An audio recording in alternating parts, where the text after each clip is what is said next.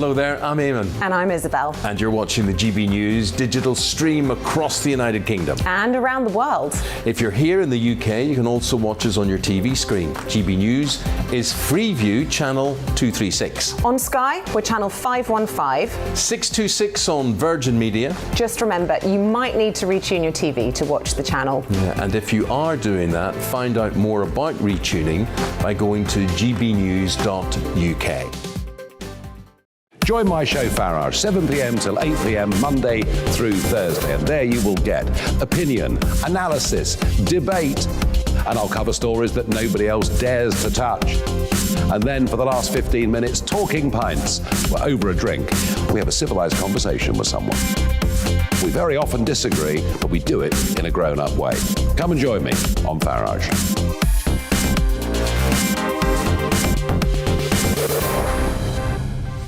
I'm Dan Wootton. Join me Monday to Thursday from 9 to 11 for the feistiest and most fun news debate on TV, where free speech reigns. I'll bring you a sharp take on the day's biggest stories, bombshell newsmaker interviews, and A-list guests. And I guarantee you, no spin, no bias, no censorship, and no reason to go to bed. That's Dan Wootton tonight, Monday to Thursdays from 9 on GB News. Hello there, I'm Eamon Holmes. And I'm Isabel Webster. And we hope you can join us for Breakfast with Eamon. And Isabel. You make me laugh out loud, belly laugh. Is that important first thing in the morning? Yeah, absolutely. And there's me trying to be deadly serious. News is a serious business. Yeah, I have to rein you in sometimes. Well, it doesn't stop us laughing at it. It doesn't stop us having an opinion on what's going on. Yeah. And it certainly will not stop us reflecting what you think. Weekdays from 6 to 9:30 on GB News.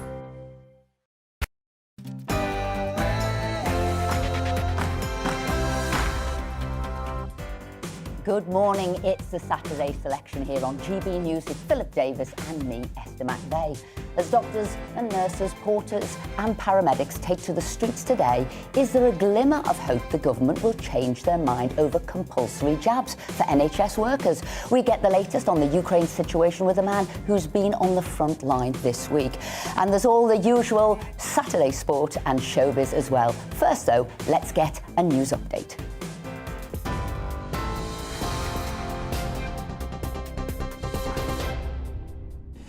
Good morning, it's 10 o'clock. I'm Simon Pusey in the GB newsroom. Police will meet a senior Conservative backbencher to discuss allegations of blackmail and intimidation. William Wragg has accused Downing Street of bullying and claims Tory whips have threatened to remove public funding from the constituencies of MPs trying to oust the Prime Minister. He'll speak to a Met detective next week, which means police could potentially open an investigation. A Number 10 spokesman says an inquiry will only be opened if there's evidence to support the claims. What's happening is in itself quite alarming. I was elected in 1997 on an issue of integrity in public life. And I think the situation now is, if anything, worse than it was then. I think it is serious. And I also think that the Prime Minister is in an incredibly precarious situation. And I would expect more of those letters to be put in sometime next week. The UK is taking steps to ease tensions between Russia and Ukraine. The Defence Secretary Ben Wallace will head to Moscow to speak to his Russian counterpart after the UK's invitation to discuss security was accepted. It comes after Downing Street warned Russia would be punished if the country pushes ahead with any destabilising action in Ukraine.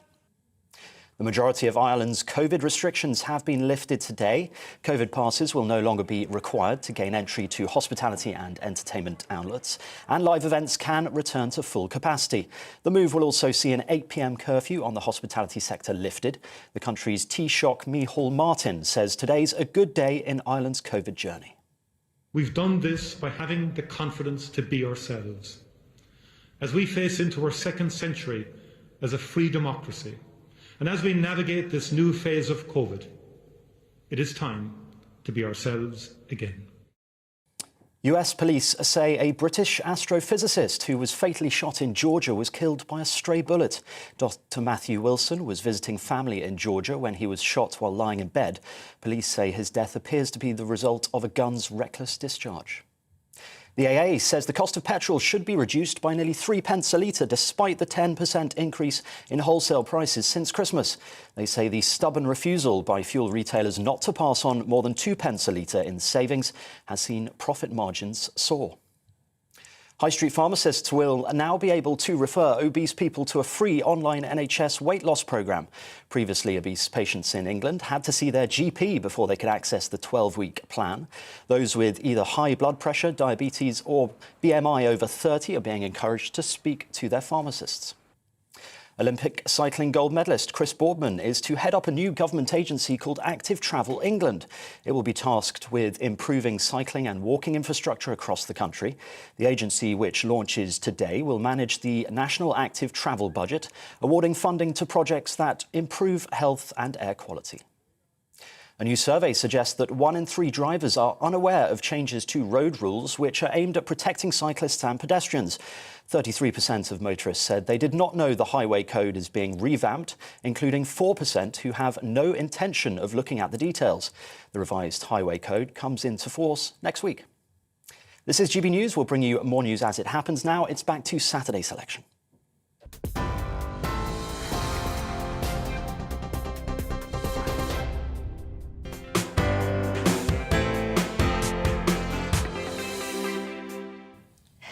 Good morning. It's great to have you with us on the Saturday Selection. I'm Esther McVeigh. And I'm Philip Davis. We've got lots coming up over the next couple of hours. Is it time to rethink our working week? Or perhaps you want to jack it all in and follow your dreams? We'll be speaking to one man who did just that. First, though, let's go through some of the week's top stories with the help of commentator and broadcaster and the founder of Octopus TV, Andrew Eborn, who joins us in the studio. Andrew, what's caught your eye this week? Oh, my goodness. An avalanche of alliterations has caught my eye. We went from Peppa Pig to pork pie plotters to Tory turncoats and also saving Boris's bacon. What I love about this, and this is a real delight because we've got both of you here, and serving... Thank you. Serving Conservative MPs, you can give us an insight into whips and what whipping is all about. Because it's all about bribery and all about blackmail is what they're saying in the press. You can help give that insight because this is what they say. And the press, I think there's a wonderful little cartoon which sort of summarises it here. There were no Tory whips blackmailing. P.S. We know where you live. I love it. So tell me about this because it was Stanley Baldwin, wasn't it, who said that there is no relationship between men so close as that between a Prime Minister and his chief whip. And I guess the real question is, how far can you go? And what I love about the juxtaposition of you two is that you, 250 times you've gone against the government. You are the perfect rebel, and you were Deputy Chief Whip. Come on. Well, we can tell you from both sides. Go on, Philippa. I will tell you from the Deputy Chief Whip side, and you can tell it from a serial rebel. I think there should be some mystery about the relationship between whips and backbenchers. I don't like all of this on the front pages. I think the mystery should be protected. But look, the thing is, the job of the whips is to get the government's business through, and the job of MPs is to try and get the best for their constituents and the best for the country. And the bit that I don't think's come out of all this is this sort of blackmail, bullet. It can work both ways.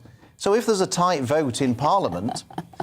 A good backbench MP would say to the whips, look, hold on a minute, unless I get this bypass or... I'm not voting with you. I'm not voting with you. So it goes both ways. It's a negotiation, isn't it? And I don't really see. Let's just be grown up about it. It's a negotiation, and each are trying to get the best out of it. I always think that John Bercow actually had the best quote about the whip when he was a Conservative MP. He said that his relationship with the whips was built on trust and understanding, and he didn't trust them, and they didn't understand him. I guess the question, though, because everybody's asking about this, is what methods? How far is too far? And when there's allegations about bullying, because you're right, you're turning around, and it is sort of bribery, isn't it? Because you're offering something in exchange for support. So the question is, how far can you go? In your experience, what's been the worst? OK, well, I'll give you... I was the Deputy Chief Whip as the Brexit votes were going through. Yes. And below me, which was the senior former Cabinet Minister I had to whip, was Ken Clarke. Oh, come on. Right. So let me tell you, no bullying, no blackmailing, no cajoling could have got him to do anything other than his whole life was about Remain and that he believed in the EU. So we would have a sort of a chat, a serious chat. And I guess the best I could ever possibly hope for was that he would abstain. Right. So I'd have a serious chat with him. I'd say, come on, Ken, you know your own mind, you're doing this, but look, really think about this. Don't vote against us. And there's a really good gig on at Ronnie Scott's tonight. Exactly. or the other one I could do, business is finishing early today, Ken. Are you sure you don't want to clear off and get down to Ronnie Scott's? So what you've got to do is tailor your conversation to each member. Right. And so there will be things, well, why are you doing this now? We're going to win anyway. What are you doing this for? You won't have a future. You won't have an opportunity. You might not get to the front bench. Mind you, didn't work with the Maastricht rebels. They all became the front bench. Right. But they were told all those years ago their career was over. And the other thing, it works both ways as well. If you've got your backbenchers saying we're not happy, we're going to revolt en masse, 101 for, the Plan B, new restrictions that you come in for, you must take a message back from that as Prime Minister. Yeah. Why are they all wanting to rebel? Maybe you're not following Conservative policies. Sure. So it's a two-way street. What do you think, Andrew? Well, what do you think is acceptable? Well, I think you're right. There's a negotiation. What you've just described, tickets to Ronnie Scott, sounds acceptable. Telling people we're not going to fund a school is unacceptable. Is it? Have you heard of similar sort of things happening? Is that credible? Well, I think what people will say, and this is when you've come to the end of your tether. People will say things that they should not have said, right. And then I think you, as a good whip, should walk away. If you cannot, at that moment in time, think of something to maybe get somebody on board, you don't go there. You have totally lost the argument. And then, remember, you need this person to be with you forever for the full 5-year Parliament, not just for that one vote. You can't use all of your goodwill for one vote. So I say, walk away. Think of another plan. Screaming and shouting match is never going to get them on board, and people entrench in their views. Have you noticed then. how we're supposed to be asking Andrew the questions? He's turned it round. You know what it is? It's because he's a barrister. That's what it is. But it's the perfect opportunity. No, I agree. People don't understand about whips.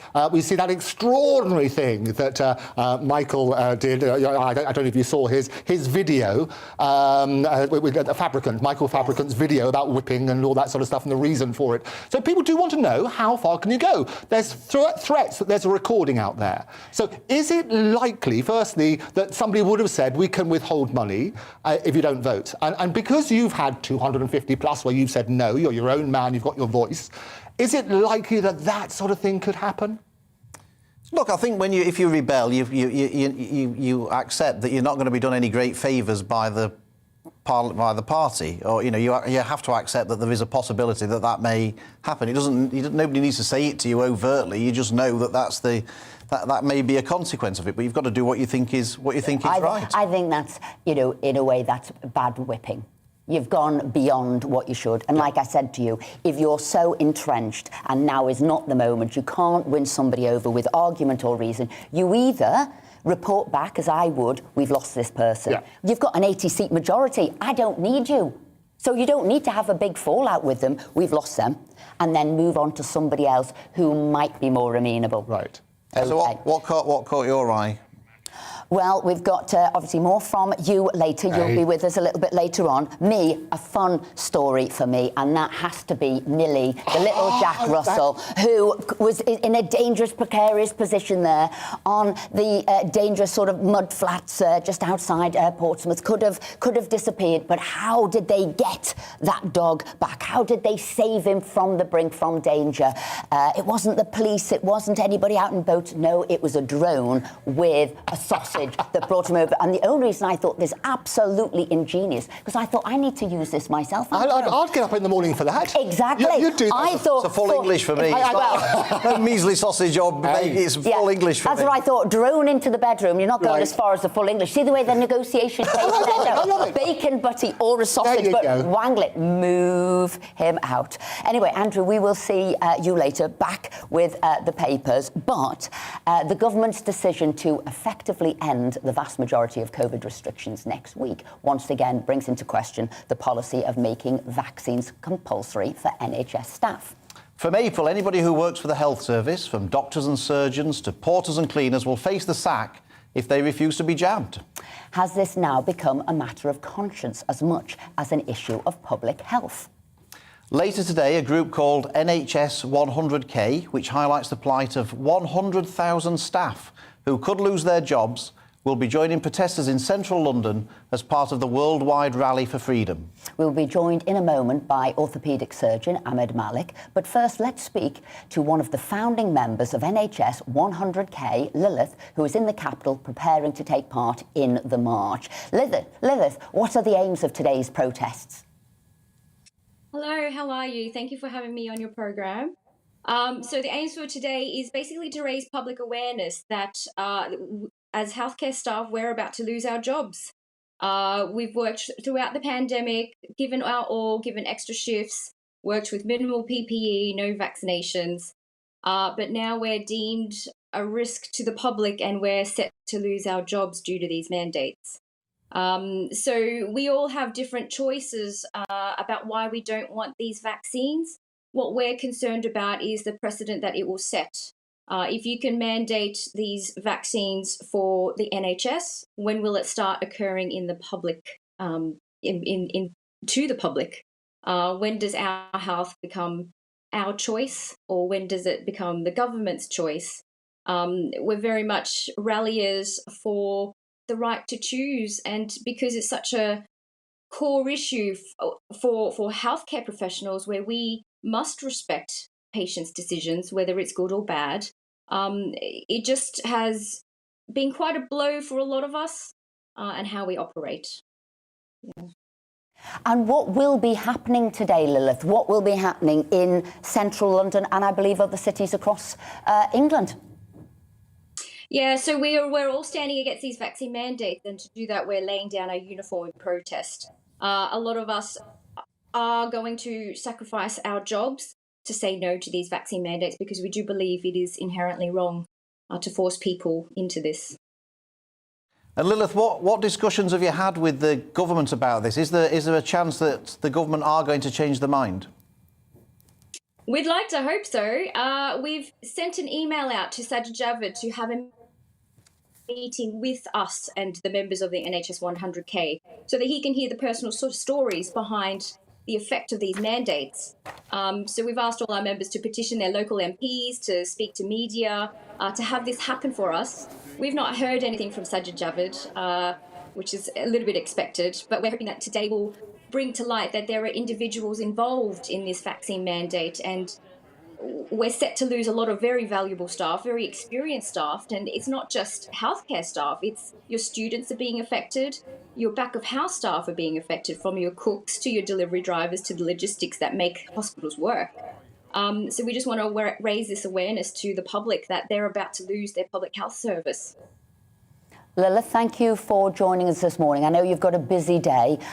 You've got to get to your spot in central London to meet all your other colleagues. You'll be giving a speech at 1 and then you'll be marching down to Trafalgar Square. So thank you for joining us. And we are also joined in the studio by orthopaedic surgeon Ahmed Malik. So what have you got against mandatory vaccinations? Good morning. Thanks, Esther and Philip, for having me here. Great question, and you know, I've done a lot of work over the last 24 hours trying to think of the answer. And this morning, it was crystal clear, as my 6-year-old daughter looked up at me and said, "Why are you going to the TV studio?" And I looked at her and I saw the answer, and it's really simple. On one hand, we've got mandates, and on the other hand, we've got freedom. Personal freedom, bodily autonomy, informed consent. And if you think you can have both, you're gravely mistaken, because they're they're the exact opposite. They repel each other. And this is coming from, the background as a surgeon, a doctor for 23 years. I've consented thousands of patients. So consent is something, it's very close to me, and I know something a little bit about it. And it's the cornerstone of medical ethics. Having the ability to choose what's done to your body or what's not done to your body is something we've taken for granted for centuries. And like most things that we take for granted, we don't really appreciate how important it is. And if we have this mandatory vaccination business coming through, well, that's actually earth-shattering. That demolishes that whole concept of personal bodily autonomy. And we're opening a Pandora's box. Now, I get it. Civil liberties and human rights are the essence of a liberal democracy. And in some parts of the world, there's medical interventions that are forced on other people because that's the authoritarian state, maybe North Korea or China, and that's what they expect. But that's not something we have here in the UK. But you'd have hepatitis B, and you've got to take that. So that's mandated for, the medical profession. I hear this argument all the time, and it's fundamentally flawed and irrational and illogical. So I have taken lots of vaccines over the years, and the premise is you take a vaccine to protect yourself. My children had vaccines as children in school, measles, mumps, rubella, to protect themselves. They didn't take those vaccines to protect their classmates or their teachers. Actually, you tell me one... Is that not vaccines? Is that not an evolution? No. Are you not meant to be protecting your patients? You were making sure the public were taking these vaccines, so what about your patients? That's a great thing, and I've been taking care of my patients for 23 years.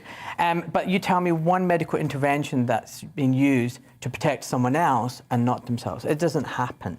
And the argument about hepatitis B is fundamentally flawed, and I want to debunk this because it keeps popping up now and again, and Sajid Javid keeps talking about it, and it's just wrong.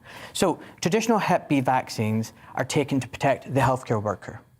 That's a fact. And there are no mandatory vaccinations in the UK. That's a fact. They're recommended, but you can still practice if you don't have a hepatitis B vaccine. You didn't know that, and a lot of people don't know this. When you have a hepatitis B vaccine, which has been around for over 30 years, it typically confers lifelong immunity and has an incredibly safe track record, minimal complications. Now, on the flip side, we're being told, take this vaccine to protect your patients, not necessarily yourself. We're told that it's safe, but there is data showing that people are dying, having serious side effects from this. It isn't well established. It is experimental. The phase 3 trials run until 2023. And we are now forcing individuals to give up their bodily autonomy and take this vaccine. And if we're now going to go down this route where we say, OK, well, let's override bodily autonomy in the interests of others, where does that lead us? Because that's opening a really dangerous Pandora's box. And why not have compulsory organ donation? You've got 2 healthy kidneys, you don't need 2. Let's give one away. I mean, where does it end? And I think that's important. Esther asked about this in Parliament this week, and the Prime Minister said that actually the NHS were in favour of this mandatory vaccination for NHS workers. Is that your understanding of where the NHS is on this? I'm not up to date with what the NHS statements are about this, but I think from what I've heard from doctors, healthcare workers, private NHS, there's so many people who are really terrified, scared, anxious, fearing, their livelihoods, their careers, their ability to look after their families, because they're making a choice between, for a variety of different reasons, including sometimes their health, and taking this vaccine. And it's unprecedented. But Ahmed, what about the relationships now between workers in the NHS, those who haven't taken the vaccine, those who had? Is there tensions now within the NHS? There are so many tensions. And, the NHS has been struggling for years and years. We've been short-staffed. And it's interesting that Boris Johnson, in his 2019 manifesto, 6-point manifesto, the first thing he said was, I'm not going to promise, I'm going to guarantee 50,000 extra nurses. Well, sacking 100,000 healthcare workers isn't really going to help.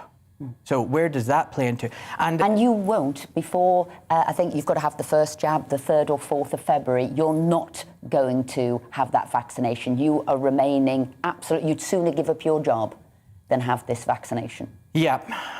Yes, And I don't want to focus on myself. I want to focus on some of the data that's coming out, because we're told, take this vaccine to protect your patients. And if you look at the UK Safety Agency data, there's some incredible stuff coming out, which shows that if you're double vaccinated and boosted, you're more likely to get infected than vaccinated. There's a study that's just come out of Israel, Gazette et al. They've looked at the vaccines and unvaccinated group, and the vaccinated group are 27 times higher risk of developing symptoms and 8 times higher risk of hospitalization. I don't want to get into the data, but what it's trying to say is this whole premise that take the vaccine, reduce hospitalization, make things safer, is actually nonsense. It's the other way around. And now even the CDC are coming out saying natural immunity is what's paramount. And why have we not talked about this? And if we come back to informed consent, it's about giving people choices and options. It's not just vaccine. Why have we never talked about any other treatment options? Because that's patient safety as well. Dr. Ahmed, thank you very much indeed for coming in today. We'll be following... I think there's a poll in the Sunday Express tomorrow showing that the majority of the public actually agree with you. Yes, and that was a bit of an exclusive there, wasn't it, in the Express tomorrow about that poll. Thank you very much. Thank you very much indeed. And we'll be following the story on GB News today about those 100,000 NHS workers set to lose their job. Coming up, we get the latest on the looming crisis in Ukraine, so don't go anywhere. Good morning. Dry but drab kind of sums up the weekend for most of us. It will be fairly cloudy, but a few places seeing a bit of blue sky. And as I say, most of us are not going to see much rain thanks to high pressure. Now, the main exception to that dry story will be northwest Scotland. There's a weakening weather fronts which will bring at times some rain to particularly the Highlands, Argyll and Bute through the day today. But even that's pushing south, so Caithness, Sutherland and Northern Isles may well brighten up. We'll see some sunny spells across eastern England, eastern Scotland and across the south. There'll be at times some breaks in the cloud to reveal a bit of blue sky, but for most it will just stay cloudy but dry with light winds, certainly across the south. Always quite breezy across the north, but it is here where we'll see the top temperatures, 11, maybe 12 Celsius if we see some brightness, say on the Moray Firth. Elsewhere, a little warmer than yesterday, 8-9 degrees, but of course most of us won't have the sunshine. Through this evening, we'll keep a lot of cloud, which will again help prevent a frost in most places. Where skies stay clear, parts of northeast England, eastern Scotland, again, temperatures could at least for a time drop down to freezing. Still a brisk breeze in the northwest and a bit of drizzly rain here, but for most it stays dry. And again, as I said, temperatures generally holding up, certainly in towns and cities, a few degrees above zero. On to Sunday, and it's a very similar story to Saturday. Again, some drizzle likely in the northwest during tomorrow, but apart from that, and maybe the odd spot over hills elsewhere, most places dry and cloudy. But again, some breaks likely in the cloud, parts of northeast Wales, northeast England, and again, northeast Scotland may well see some sunny spells. And if we do, temperatures again could get to double digits, but for most we're looking at 8 or 9 Celsius. This area of high pressure is sticking around through the weekend and indeed into next week. Again, weather fronts may bring some patchy rain at times, particularly to the northwest, but for most, this area of high pressure promising to keep more dry weather across the country well into next week.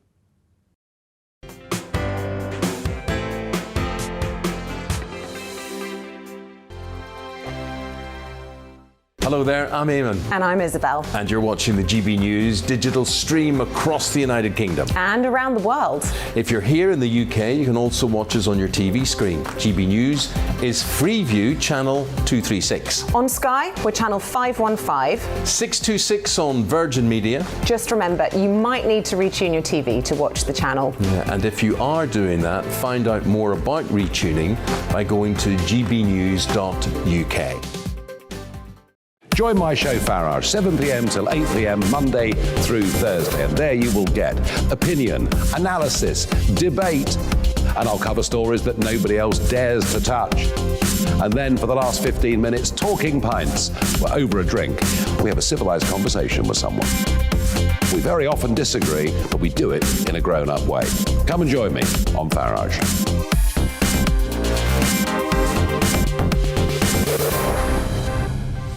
I'm Denny. Dan Wootton. Join me Monday to Thursday from 9 to 11 for the feistiest and most fun news debate on TV, where free speech reigns. I'll bring you a sharp take on the day's biggest stories, bombshell newsmaker interviews, and A-list guests. And I guarantee you, no spin, no bias, no censorship, and no reason to go to bed. That's Dan Wootton tonight, Monday to Thursdays from 9 on GB News. Hello there, I'm Eamon Holmes. And I'm Isabel Webster. And we hope you can join us for Breakfast with Eamon and Isabel. You make me laugh out loud, belly laugh. Is that important first thing in the morning? Yeah, absolutely. And there's me trying to be deadly serious. News is a serious business. Yeah, I have to rein you in sometimes. Well, it doesn't stop us laughing at it. It doesn't stop us having an opinion on what's going on. Yeah. And it certainly will not stop us reflecting what you think. Weekdays from 6 to 9:30 on GB News.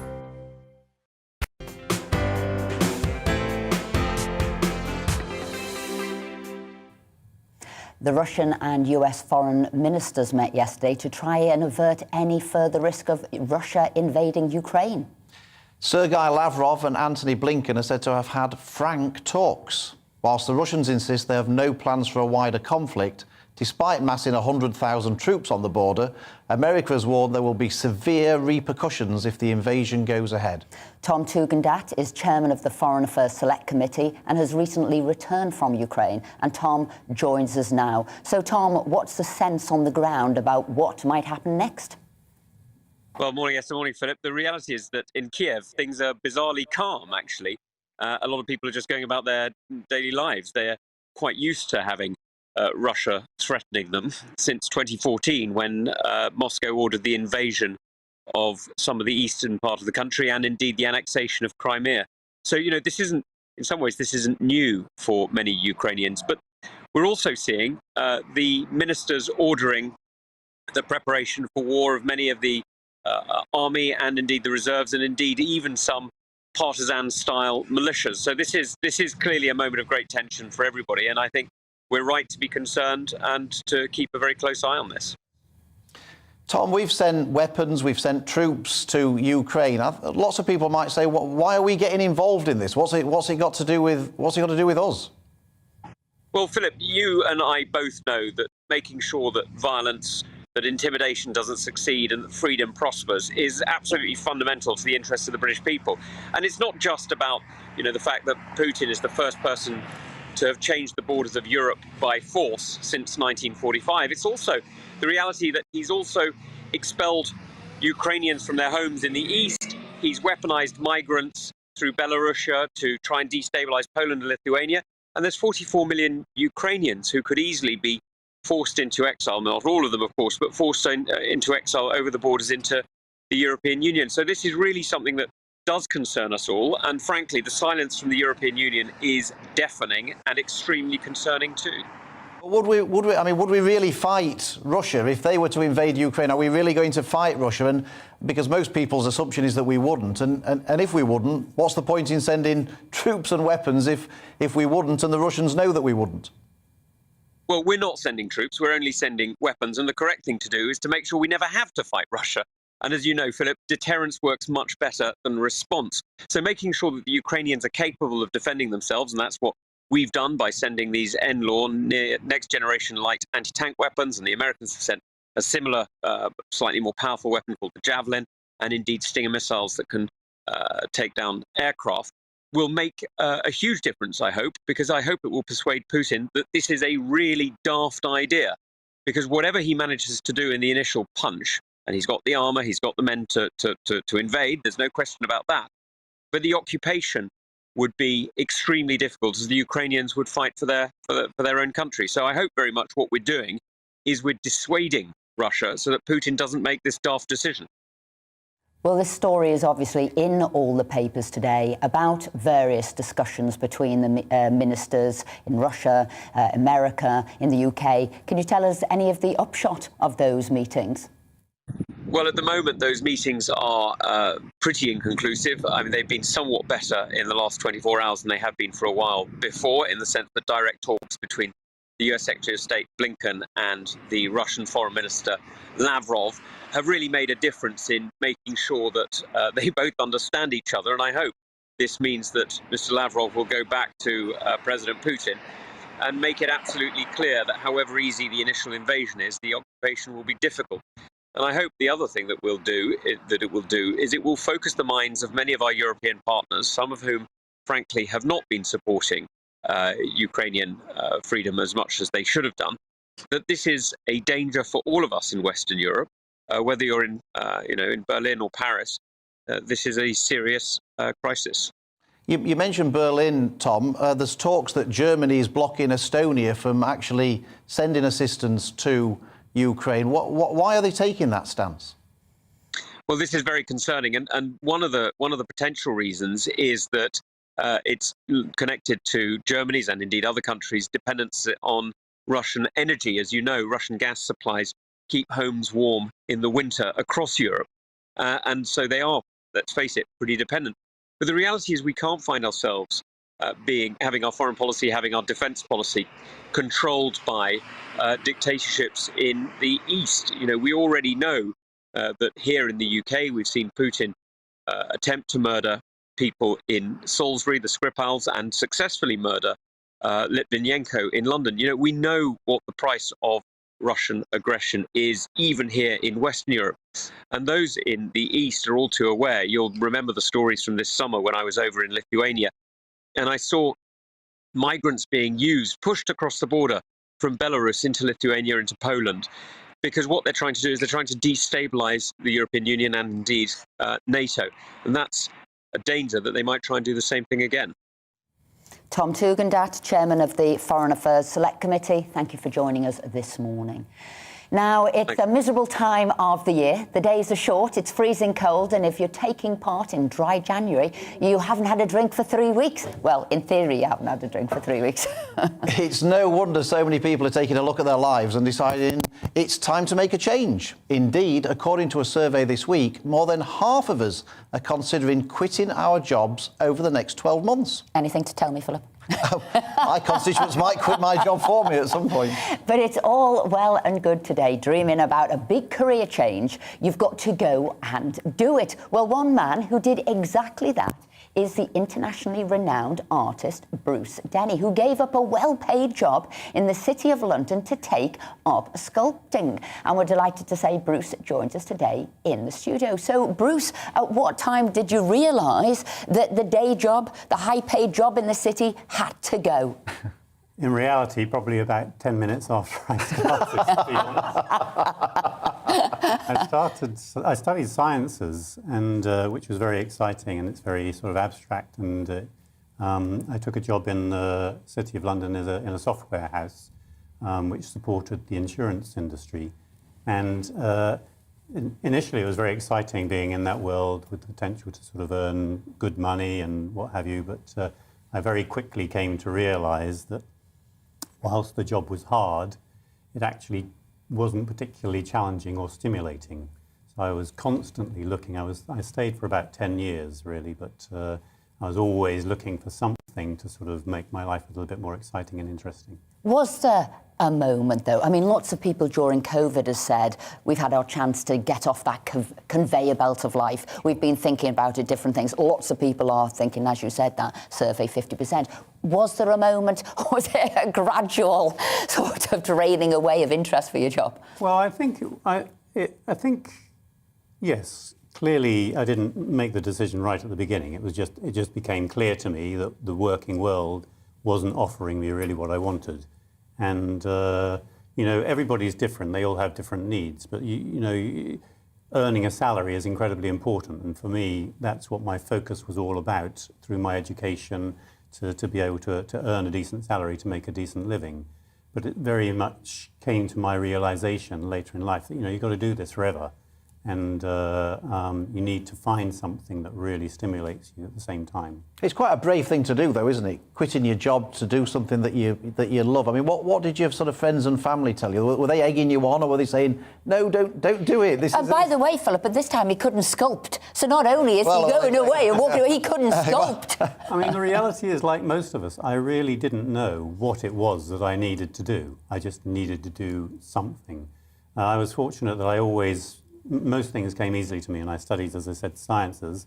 But I was always very creative as well. So I was always looking for some sort of creative stimulus. But I'm not wrong in saying you didn't even know it was sculpting. What was it? You bought a house, you couldn't put any paintings up on the wall because it was all glass, and you thought, what we need is some sort of sculpture for our living room. Went along, saw one and thought, oh yeah, now I've quitted my job, this is what I'm going to do for a career. Well, it didn't quite work like that. I mean, I did take a short adult education course because I was interested in it. And that was what really sort of flicked the switch for me, because very quickly, it was just a life modelling and clay class. And it was, mostly bored housewives sitting there making sort of things that didn't look very different from the clay that they started with. But I just took to it straight away. It just was... I wonder if we can see some of Bruce's artwork, some of his sculptures there, because they are absolutely amazing. So tell us about these ones. So I very much love the human form and the figure and everything that sort of comes with that, and humanity itself. So the first series of works that I made were all about humanity. I wanted to steer away from what a lot of artists do, following sort of mythology or religious icons and things like that, and produce works that were going to be very clearly obvious to anybody, wherever they come from in the world, and whatever experiences they have. So that particular collection you saw there was a collection called Interaction, where they're human figures. I created a series of 6 pieces, 3 males and 3 females, that you could place together in different ways to sort of create different conversations. And I started making my pieces in bronze, which I love because it's so robust and it gives the potential for doing sort of huge pieces outside that people can really interact with. And then I discovered this material, crystal clear resin, which looks like glass or ice, which then gives the opportunity to do far more exciting things, and it looks much more contemporary. So it sort of marries together a very traditional art form in the figurative form, but with a much more contemporary And who's feel. offering you commissions now? You've got some very large statement pieces in London. I have, yes. There's a piece just around the corner here in Paddington Basin of Sir Simon Milton, which was a portrait posthumously done for the square that he was involved in sort of regenerating. I have a piece in Covent Garden in St Paul's Cathedral, not St Paul's Cathedral, sorry, it was done originally for St Paul's, but it's now at St Paul's Church in Covent Garden, which is a figure of the conversion of St Paul. But mostly my work is for sort of private collectors. So, but I very much have a passion that art needs to be for everybody. So I'm very keen to get bigger pieces out in public spaces because unfortunately sculpture is intrinsically expensive. So, the average person mostly can't afford it. So I'm very, very keen that truly artistic pieces get placed rather than just monuments into places where people can enjoy them. Well, most of us can only just sort of look upon you with awe that you decided to, as I said, get off that conveyor belt of life and follow your dreams, go into the art world. We'll see if Bruce changes career again at some point. He might decide he wants another change at some point. But if you are going to do that, would you say get a little bit of money in the bank first? If you're thinking of doing that, stock up something. Absolutely, And get support because, of your partner. It doesn't happen immediately. I mean, I've had a reasonable amount of success, but we've been through some tough years. I started making my sculpture and then the recession hit. So there was a period where it started out really well, but then it took quite a dip. And then, now we've had a couple of years with COVID, with sort of, people getting access to see the work has been difficult. But I've just opened up a gallery in Knightsbridge where my pieces are now available, and hopefully, come springtime, things will start moving around again and people will be able to get there and see the work in person. Bruce, thank you so much indeed for coming in and sharing your story.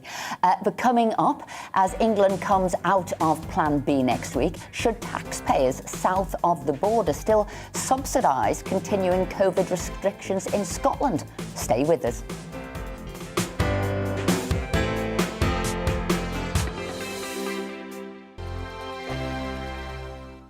Hello there, I'm Eamon. And I'm Isabel. And you're watching the GB News digital stream across the United Kingdom. And around the world. If you're here in the UK, you can also watch us on your TV screen. GB News is Freeview Channel 236. On Sky, we're Channel 515. 626 on Virgin Media. Just remember, you might need to retune your TV to watch the channel. Yeah, and if you are doing that, find out more about retuning by going to gbnews.uk.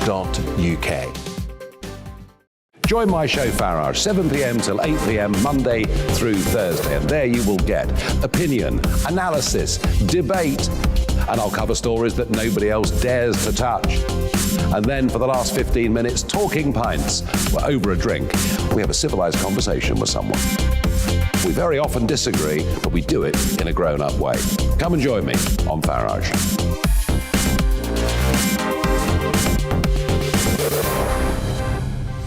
I'm Dan Wootton. Join me Monday to Thursday from 9 to 11 for the feistiest and most fun news debate on TV, where free speech reigns. I'll bring you a sharp take on the day's biggest stories, bombshell newsmaker interviews, and A-list guests. And I guarantee you, no spin, no bias, no censorship, and no reason to go to bed.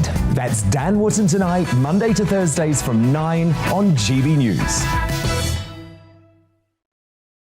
Hello there, I'm Eamon Holmes. And I'm Isabel Webster. And we hope you can join us for Breakfast with Eamon and Isabel. You make me laugh out loud, belly laugh. Is that important first thing in the morning? Yeah, absolutely. And there's me trying to be deadly serious. News is a serious business. Yeah, I have to rein you in sometimes. Well, it doesn't stop us laughing at it. It doesn't stop us having an opinion on what's going on. Yeah. And it certainly will not stop us reflecting what you think. Weekdays from 6 to 9:30 on GB News.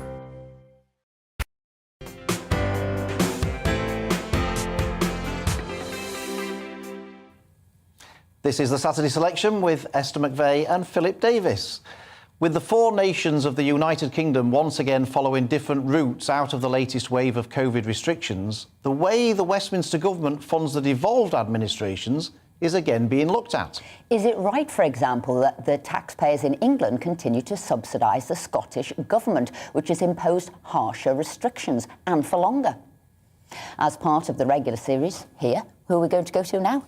We are going to speak to Christopher Chope, the MP for Christchurch in Dorset, who has brought forward a private member's bill called the Barnett Formula Replacement Bill. So, Chris, do you want to tell us about what the Barnett Formula does, first of all? Well, the Barnett Formula goes back to the days of Jim Callaghan. He was Prime Minister, and his Chief Secretary, Joel Barnett, produced a short-term fix to try and fund the devolution proposals at that time. It was meant to be a short-term fix to try and ensure that there was some fairness about the distribution of taxpayers' money between the four parts of the United Kingdom. But since then, nothing much has changed, except that the population of Scotland in particular, as a proportion of the United Kingdom, has declined, but their share of the original Barnett Formula arrangements has stayed the same, which is one of the reasons why constituents complain to me that you can get free prescriptions in Scotland, but you can't in England. And even now, the government is talking about removing free prescriptions from some of those people over 60. And also in Scotland, you can get free tuition fees, no fees, unlike England. And the reason for all that is because the Scots are receiving a much larger and unfair share of our taxpayers' funding. Chris, are you trying to make sure that all the nations within the United Kingdom receive the same amount of public spending per head? Is that what you're trying to achieve? What my bill does is to require that the Chief Secretary or the Chancellor of the Exchequer come forward with an objective needs-based system. I'm not saying everybody should get exactly the same. I'm saying that it should be based upon an objective assessment of relative needs. And that's also been called for by the House of Lords in a report some 10 years ago, and also by the Institute for Government and others who've looked at this, because they say that there is no rationale for the present system. So my bill is basically asking the Chancellor of the Exchequer to report to Parliament with his proposals.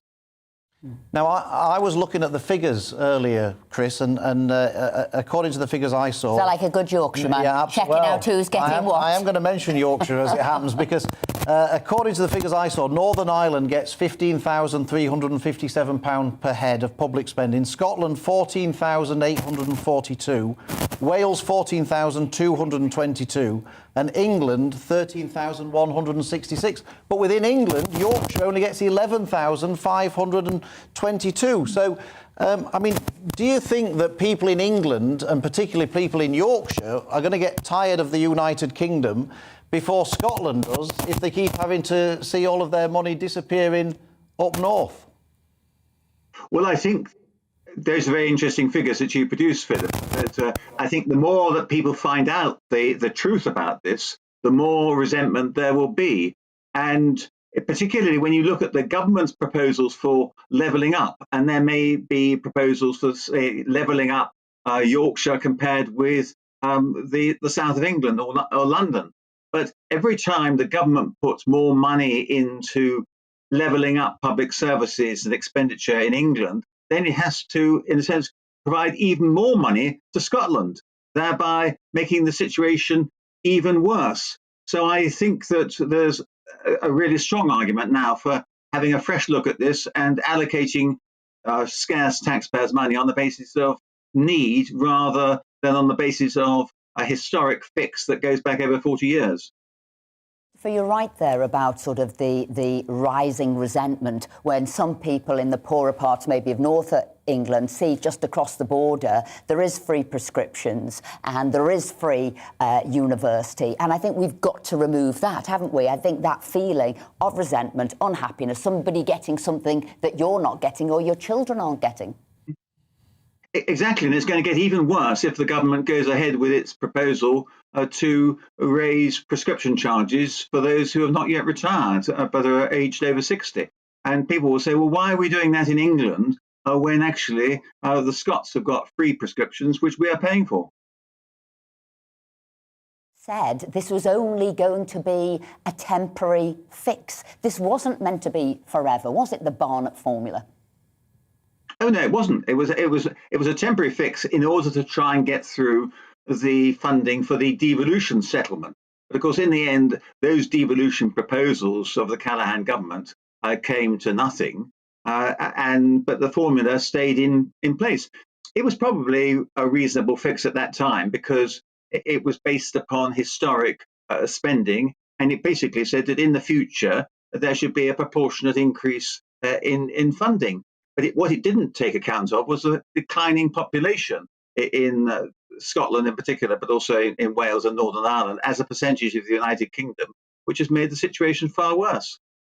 Now, Chris, you've got a formidable reputation for blocking private members' bills and talking them out and scrutinising them. And so can we expect somebody to get their own back on you with this bill and block this particular private member's bill? And would that be you, Philip?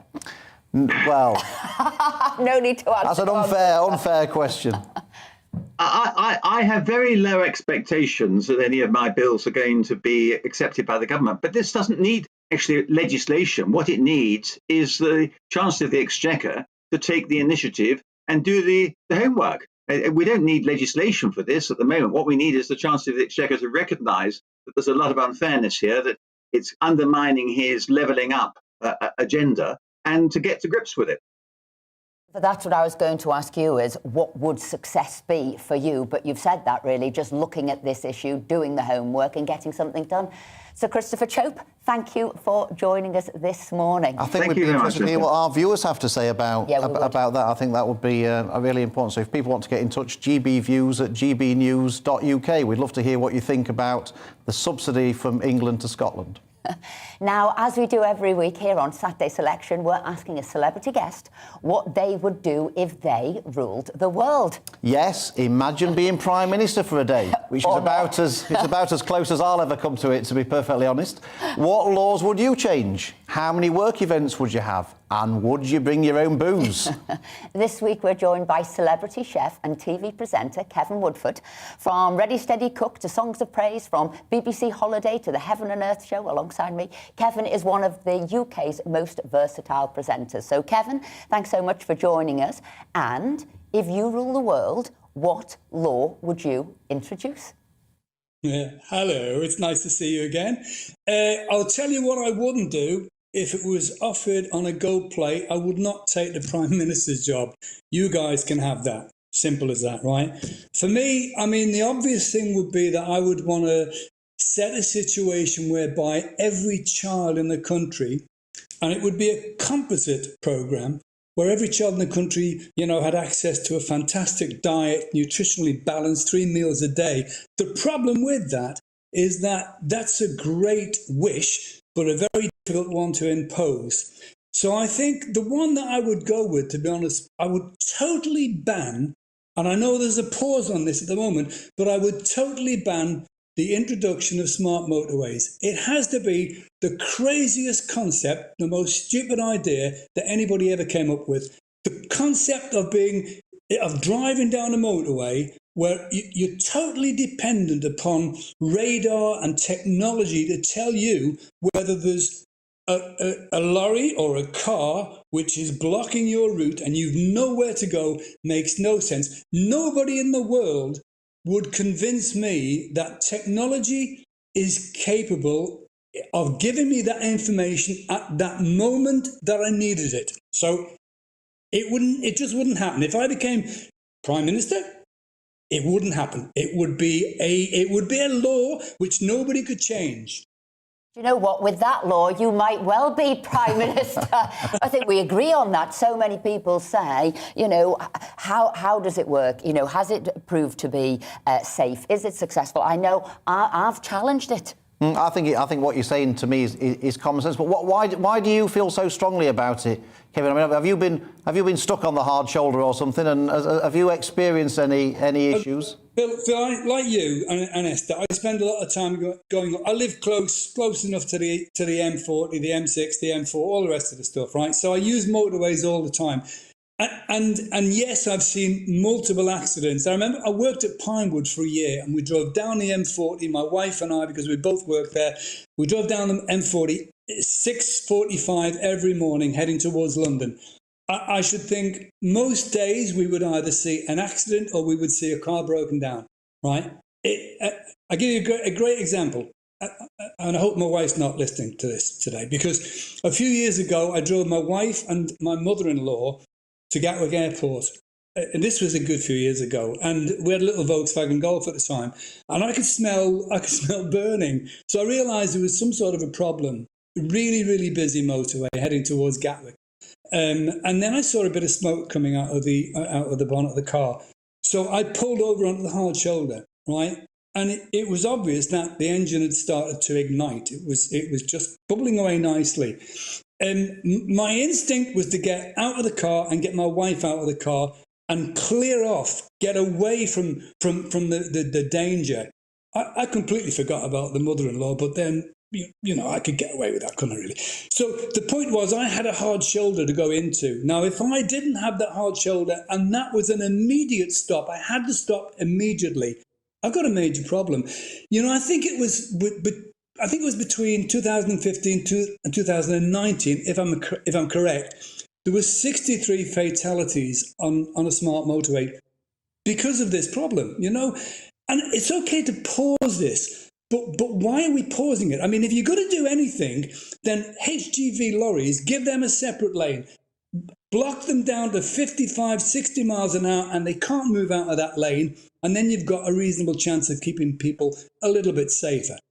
But I go back to my major point, which is, why would we depend upon technology? What's going to happen is that they're pausing it for how many years? 6 years. But okay, technology moves along. I'm the first to admit that I embrace and love technology.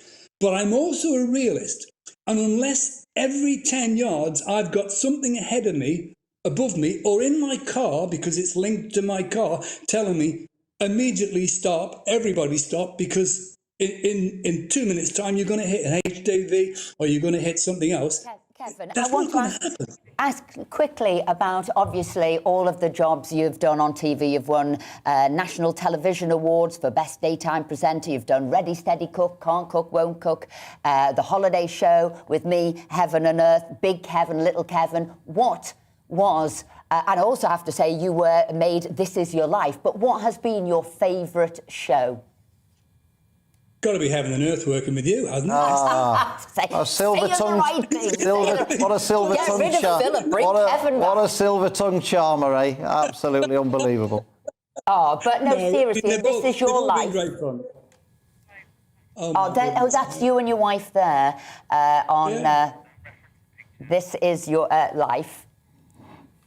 Oh, that's the face. Oh, my goodness, Esther. And you've got rid of your moustache. Was there any reason for that?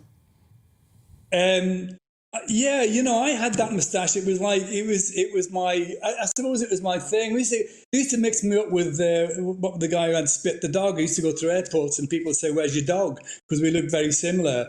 It was a moment in time. I decided what I wanted. Was a bit of time out to myself. It had been a very busy few years, as you know. We worked together and had great fun. But you knew what was going on at the time. A lot of work. And it was time for a bit of a break. And I thought, if I'm going to have a break, I'm going to embrace that and let's get rid of something. I wanted to keep my hair, because that was something that I didn't want to shave off, although I love bald people because apparently bald guys are sexy, but I'd kept my hair. But I knew something had to go, and it was a moustache. And it felt very naked and very strange. At first it was really weird, but, it just had to go. Kevin Woodford, thank you so much. Wonderful, wonderful having you on this morning. Thank you, my love. Great to see you both. All the very best.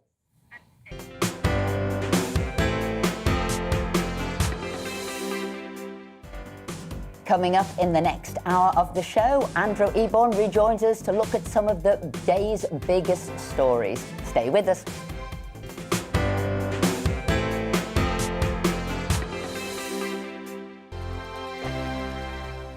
Hello there, I'm Eamon. And I'm Isabel. And you're watching the GB News digital stream across the United Kingdom. And around the world. If you're here in the UK, you can also watch us on your TV screen. GB News is Freeview channel 236. On Sky, we're channel 515. 626 on Virgin Media. Just remember, you might need to retune your TV to watch the channel. Yeah, and if you are doing that, find out more about retuning by going to gbnews.uk.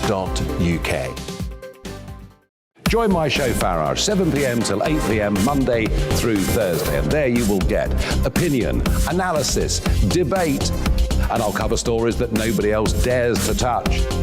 And then for the last 15 minutes, talking pints. We're over a drink. We have a civilized conversation with someone. We very often disagree, but we do it in a grown-up way. Come and join me on Farage.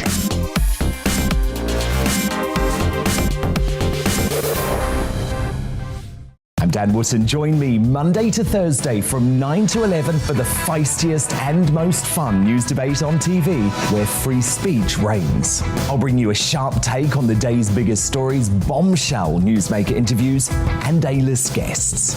And I guarantee you, no spin, no bias, no censorship, and no reason to go to bed.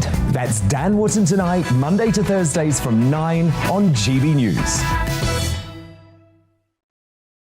Hello there, I'm Eamon Holmes. And I'm Isabel Webster. And we hope you can join us for Breakfast with Eamon and Isabel. You make me laugh out loud, belly laugh. Is that important first thing in the morning? Yeah, absolutely. And there's me trying to be deadly serious. News is a serious business. Yeah, I have to rein you in sometimes. Well, it doesn't stop us laughing at it. It doesn't stop us having an opinion on what's going on. Yeah. And it certainly will not stop us reflecting what you think. Weekdays from 6 to 9:30 on GB News.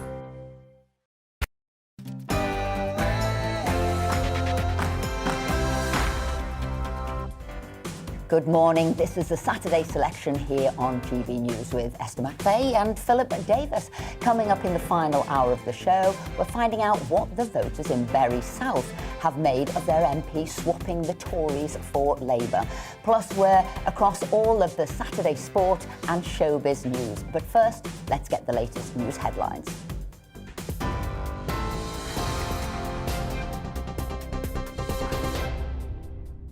Good morning, I'm Simon Pusey. It's 11 o'clock from the GB newsroom. Police will meet a senior Conservative backbencher to discuss allegations of blackmail and intimidation. William Ragg has accused Downing Street of bullying and claims Tory whips have threatened to remove public funds from the constituencies of MPs trying to oust the Prime Minister. He'll speak to a Met detective next week, which means police could potentially open an investigation. A Number 10 spokesman says an inquiry will be opened only if there's evidence to support the claims. What's happening is in itself quite alarming. I was elected in 1997 on an issue of integrity in public life.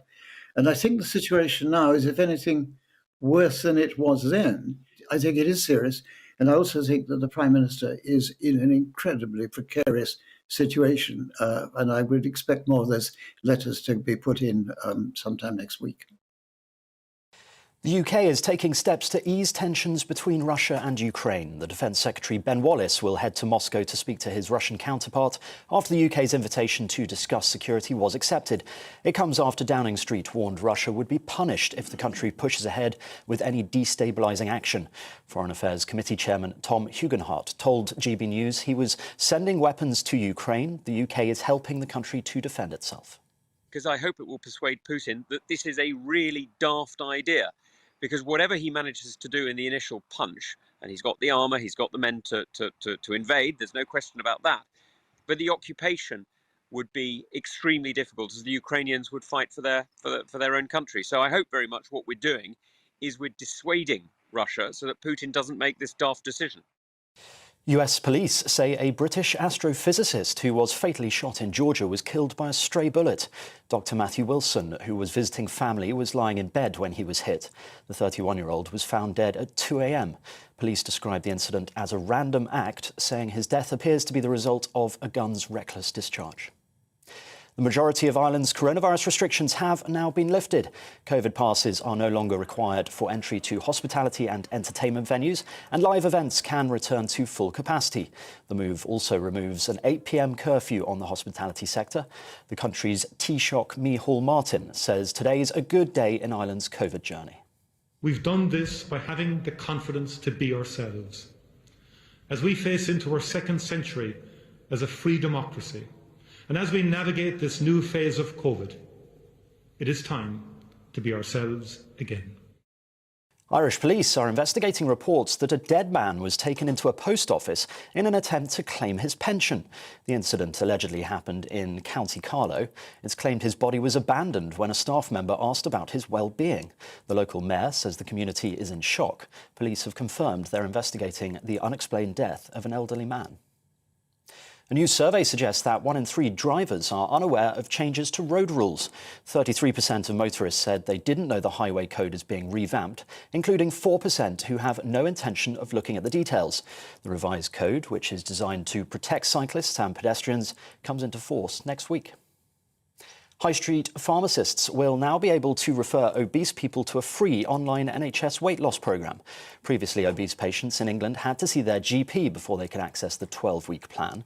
Those with either high blood pressure, diabetes or a BMI over 30 are being encouraged to speak to their pharmacists.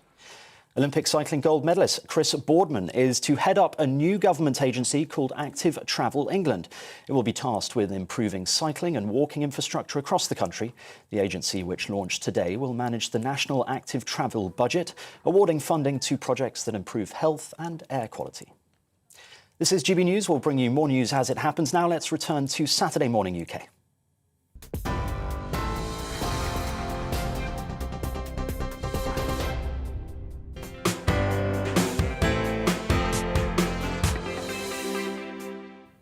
Thanks for joining us on the Saturday selection here on GB News on TV, online and now on DAB+ digital radio as well. I'm Esther McVeigh. And I'm Philip Davis. Coming up, we want to know how the people who voted in Christian Wakeford as a Tory MP in Bury South feel about him switching sides to Labour. But first, let's go through some of the stories that have caught our eyes this Saturday. The broadcaster, lawyer and founder of Octopus TV, Andrew Eborn, joins us in the studio. How are you? Very good. It is lovely to see my wonderful exercise in PE. This is what we do with Phil and Esther. It's got to be the perfect start to any day. I love it. I always hunt, as you know, apart from the usual doom and gloom we get in the papers, for some feel-good stories. And what I like is our good friend Grant I reached out to him the other has week. come up with it. He's going to get rid of banal train announcements. Isn't that good news? You know, the great thing. So what he said, the Transport Secretary has commissioned a cross-industry review and called for a bonfire of the banalities. See what he did there? I love it when that sort of stuff happens. So things like when you're leaving a station, they don't say, look, you need to have your ticket ready, or when you're in a quiet carriage, make sure you're nice and quiet. What I do love, though, is a lovely story about Margaret Mccollum. Do you know Margaret Mccollum? She is a lady. Her husband, many years ago, was Oswald Lawrence, and he recorded the wonderful announcement, "Mind the Gap." Yes. And he sadly died. Lawrence sadly died in 2003. Really sad story. And they then replaced Oswald's announcement with a robotic "Mind the Gap." And she was distressed, really distressed about it. So she approached the company and asked for a cassette recording. And they thought, rather than just give her a cassette, we'll do one better than that. We will put Oswald back, which is great news. So at Embankment Station on the Northern Line, you can now hear Oswald announcing "Mind the Gap," and you will find Margaret Mccollum there listening to her husband's voice. And I think love conquers everything. I'm with Grant Chaps on this, actually. One of the things that really irritates me about train journeys and announcements is that I've never understood. I try and be logical, don't I? I don't understand why. I can understand why just before the train sets off, they tell you where it's stopping at. Because if you're on the wrong train, you want to get off, don't you? But have you not noticed, whenever you get on a train, the train sets off, and they say, you're now on the such and such train, and it's going to stop at these stops, and you think, what's the point of telling me? What's the point of telling me now? Tell me before we set off. Don't tell me now we've just set off. I think you're absolutely right. We're drowning in information, aren't we? And I think it's a cacophony of sound all the time. And I think if we can make sure that messages are really, really clear and do that when needed, that's the relevant point, isn't it? But I think that once they've got a sound system, they're loving the sound of, oh, you can buy this, and everything that you can buy from the cafe. If you're ever on a phone call and the speaking starts, you think, forget it, we'll call you back later, because this is going to go on for an interminable amount of time. You're right. Well, the other thing, Esther, as well, and Phil, is that it's those announcers who really want to be comedians. You've had those who've been on the train. I'm going to do my 45-minute routine. I do thousands and thousands of journeys, but I have heard some very funny announcements, actually. It is limited, they're not many, but I have come across a few, and I did think they should be stand-ups. What else have you found in the paper? A number of other things as well. The sad, sad loss of Meatloaf. Yesterday, 74 years old, and an extraordinary life, because he was an sort of expected superstar, if you like, and it really is, as you know, I always celebrate failure. I always say that if necessity is the mother of invention, failure is the father of success. Well, he actually got tremendous success, 100 million albums worldwide, Bat Out of Hell, I'm sure it's in your collection, listen to it every morning, but it took a long time. And what happened, because he didn't write the songs himself, he went through a period where he was very upset about the industry. He got very grumpy about it. He suffered bankruptcy. There were reports of him going into record stores, seeing all these things on Bat Out of Hell on the shelves and taking them, throwing on the floor in a tantrum. So an extraordinary thing. What I also loved about him as well, though, he was a great actor. So he was in the Rocky Horror Picture Show. You remember that fantastic movie? He played Eddie there. He was iconic because people will say he was a fantastic singer. What he was a fantastic performer. And he could take any song, but he could read, he could sing the phone book in those days and make it entertaining. So it's all that wonderful, big performance. He's a very patient man as well, sometimes. Everybody, everywhere he went, he would always have that glorious line, say, I'll do anything for love, but I won't do that. And people always say, well, what was that? And he basically, he played his tongue-in-cheek, which is what I always love, doesn't take himself too seriously. He was in the Spice World, the movie, one of your favourites, I know. Absolutely, Every morning you wake up for that. But it's basically, in that movie, you will recall that the toilet always used to get blocked. So they asked Meat to basically say, would you unblock the toilet? And he'll sort of say, well, I'll do anything for love, but I won't do that. Wonderful things. But people have always said, and so he, one time, actually did on VH1 Storytellers. He said, look, what I did one time, people asked the question, what is that? So, and he came up with this wonderful chart and said, because people have wrongly reported, and they've wrongly reported in the press as well today, so I can exclusively reveal here a revelation. Again, I always do this for GBNews, it's got to be good. Exclusive revelation. It's actually the clue is in every single line of the song. So he, for example, said, there are different lines every time before each chorus. I'll never forgive myself if we don't go all the way tonight. I'm sorry, all the way tonight. I will do anything for love, but I won't do that. He then says, I'll never stop dreaming of you every night of my life. I'll do anything for love, but I won't do that. He then turns around, forget the way you feel right now. I'll do anything for love, but I won't do that. Re-look. Join in a chorus soon. I felt every single line. That's what it is. And he, a real charismatic character, he leaves a phenomenal legacy. Everybody dig out your Bat Out of Hell song, play it now, and what a treasure. Now, I remember Newmarket Racecourse booked him for a concert. They have these concerts after race meetings on a Friday night, and they booked him for a concert, and the person at Newmarket Racecourse said they found out subsequently that he's incredibly unreliable. He said he's really unreliable, he never shows up. We're absolutely panicking that we've booked him, paid a fortune, and he's not going to show up. But he did show up.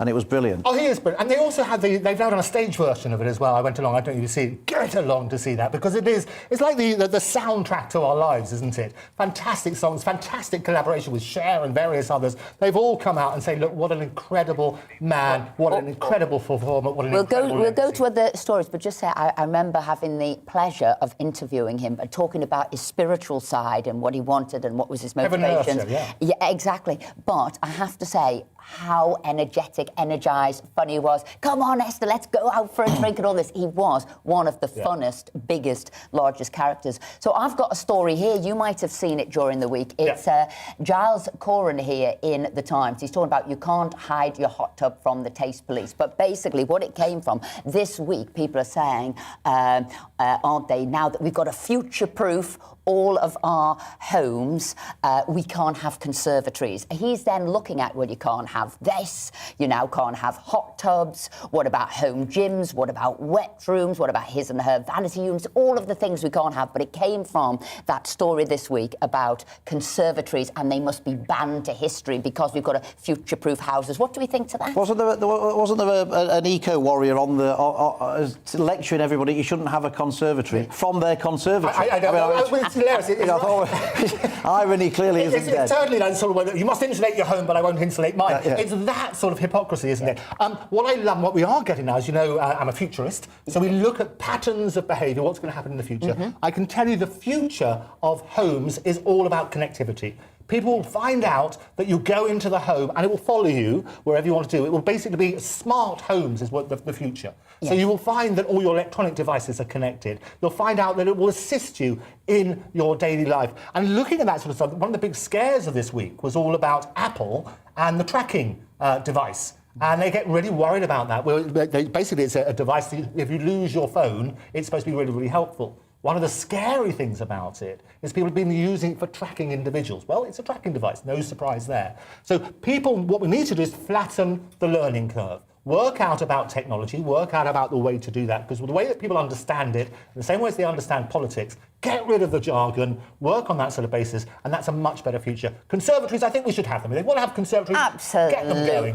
Absolutely. All those people with them, all those getting an extra room on the ground floor, I think we should have them, but yeah, technology, absolutely. I can't say I often read the Financial Times, but this did catch my eye. There's many things I don't understand, and the city is definitely one of them. It's an absolute law unto itself. But I noticed that Netflix lost £48 billion in market value on Wall Street yesterday.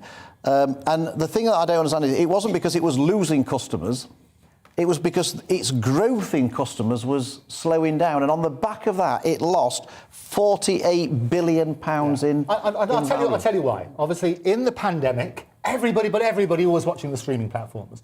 The difficulty is it's fear. And I always say, we've got a war against the virus. And the first casualty in any war is the truth. And the way that things happen is that people get scared, markets get scared. So if you make a prediction, and they predicted certain revenue and so on and so forth, the market gets very, very frightened and they maybe overreact. Yeah. Well, equally, I'd also say they were overselling themselves to actually still have growth, but not as big as you find, and you've got a £48 billion loss. There is a problem. And I would have said some of those accountants should have been checking out, was it realistic that they could maintain that growth even if you'd have remained in a pandemic? Because surely they would have peaked at a certain amount. So really, some of these high-flying whizzes in the city really need to look at the detail, which is what a lot of people say now about companies. Do they know what's happening, and are they being sold over expectations? Now, I love this little story if we've got time. It was in the Telegraph magazine, and it just brought a smile to my face. It was about the VW Beetle, and it was 50 years, 3 generations, one good little runner. It started off in the family with Grandad, who was the Reverend. It then passed to his children, and it is now with the grandchild there, but they've kept this. He hasn't named it yet. He might. He also says he was delighted that the insurance is a little more than £300. Apparently, vintage cars are fairly cheap to protect because their owners treat them very well and don't drive very far. Are they from Yorkshire? These people, not wanting to buy a new car. You might well know them. Yeah, well, absolutely. I'm impressed. I love those first cars. It's like Herbie, isn't it? I mean, that was that car, the VW Beetle. What were your first cars?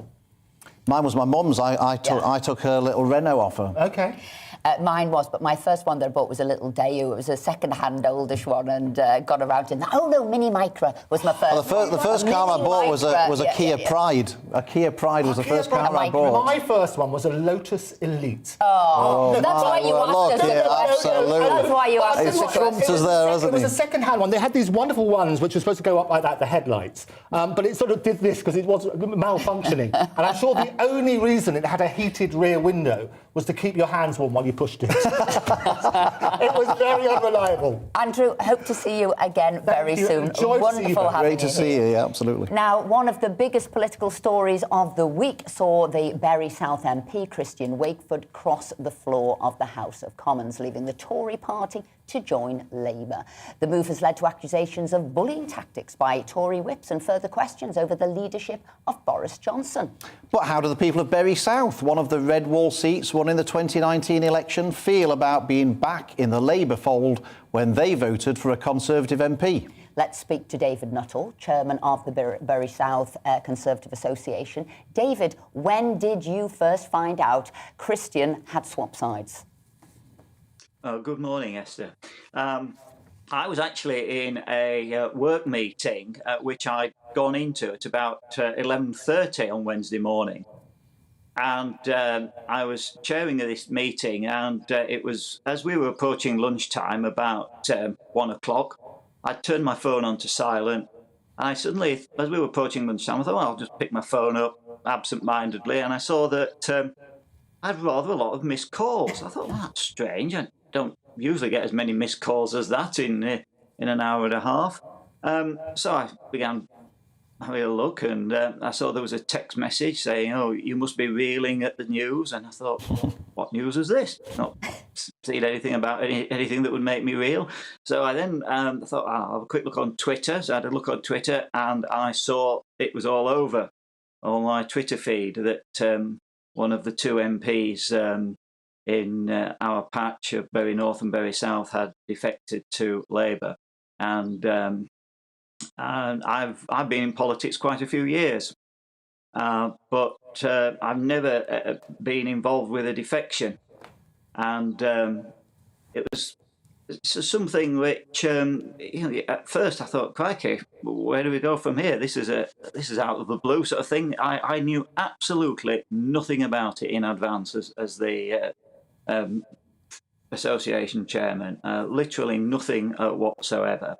And I knew that Christian had voted against the whip on a few occasions, but that's not unusual, and it doesn't necessarily mean that it's a precursor to someone defecting.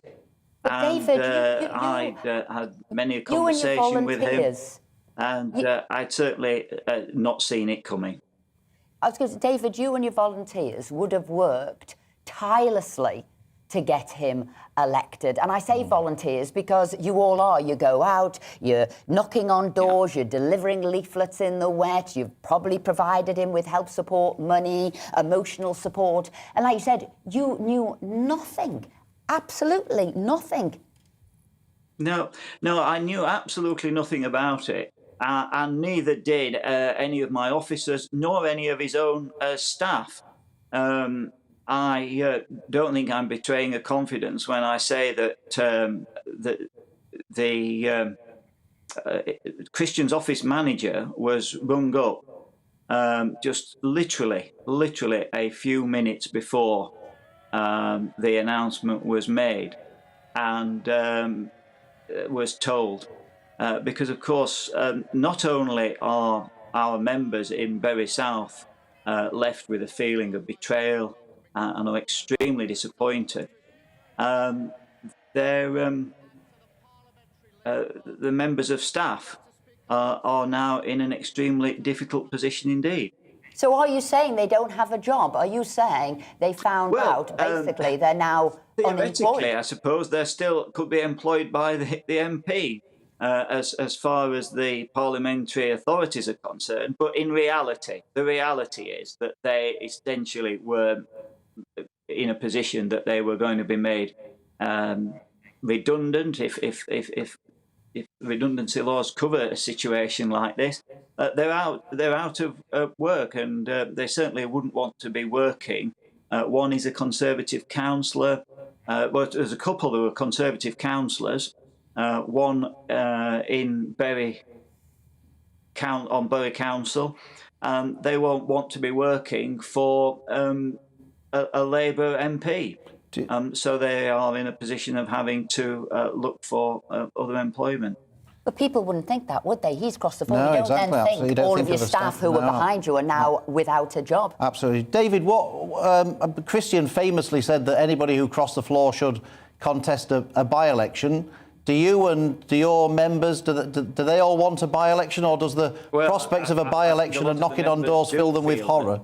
He should stick to what he himself said was something that he thought was a good idea, that a Member of Parliament who defects should resign, and therefore there would be a by-election.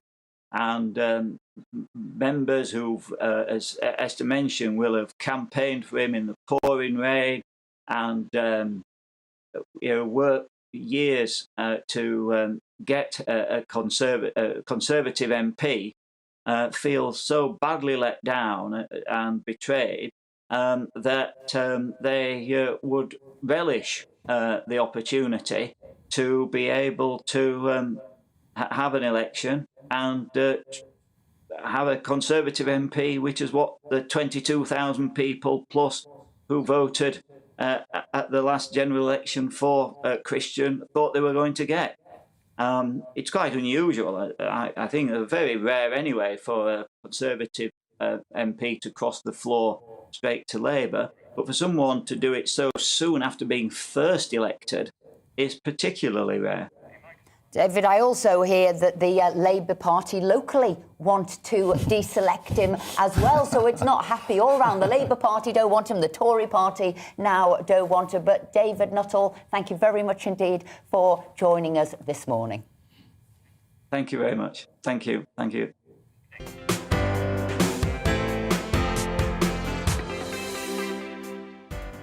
Coming up, it's another busy sporting weekend. We'll have all the latest on the Premier League, European rugby and the Australian Open tennis. Don't go anywhere.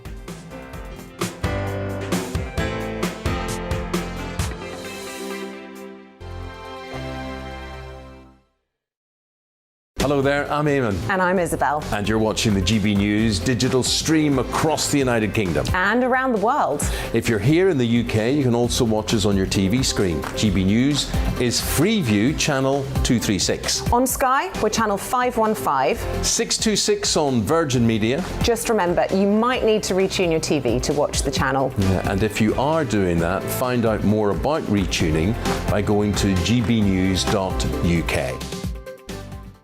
Join my show Farage, 7 p.m. till 8 p.m. Monday through Thursday, and there you will get opinion, analysis, debate, and I'll cover stories that nobody else dares to touch. And then for the last 15 minutes, talking pints. We're over a drink. We have a civilised conversation with someone. We very often disagree, but we do it in a grown-up way. Come and join me on Farage.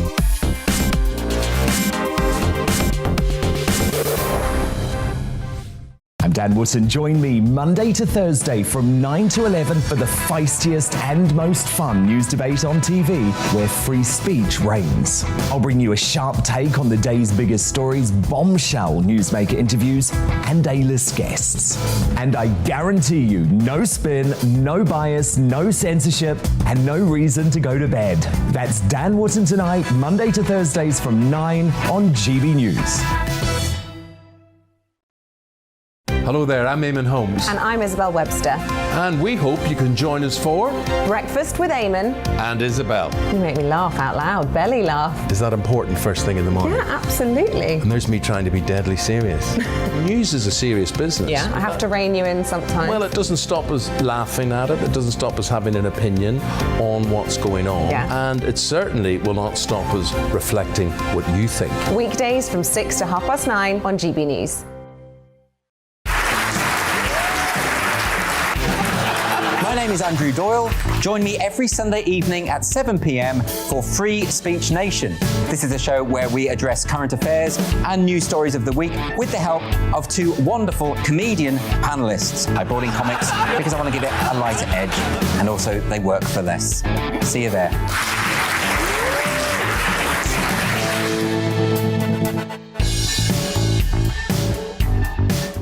Join me, Mark White, here on GB News. For more than 2 decades, I've been at the sharp end of reporting crime and security at home and abroad.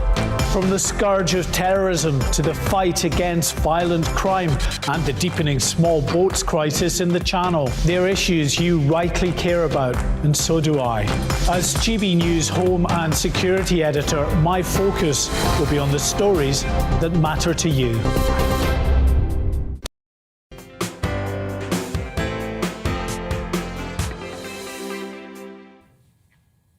It's already been a busy start to the sporting weekend, with Norwich climbing out of the Premier League's bottom 3 thanks to a win at Watford, which dropped them into the relegation zone. And English champions Harlequins scored a last-minute try to make it 4 wins out of 4 in rugby's European Champions Cup. But what has the rest of the weekend got in store? Joining us in the studio is sports writer and broadcaster Aidan McGee. Aidan, let's start with that win for Norwich at Watford. How bad were Watford?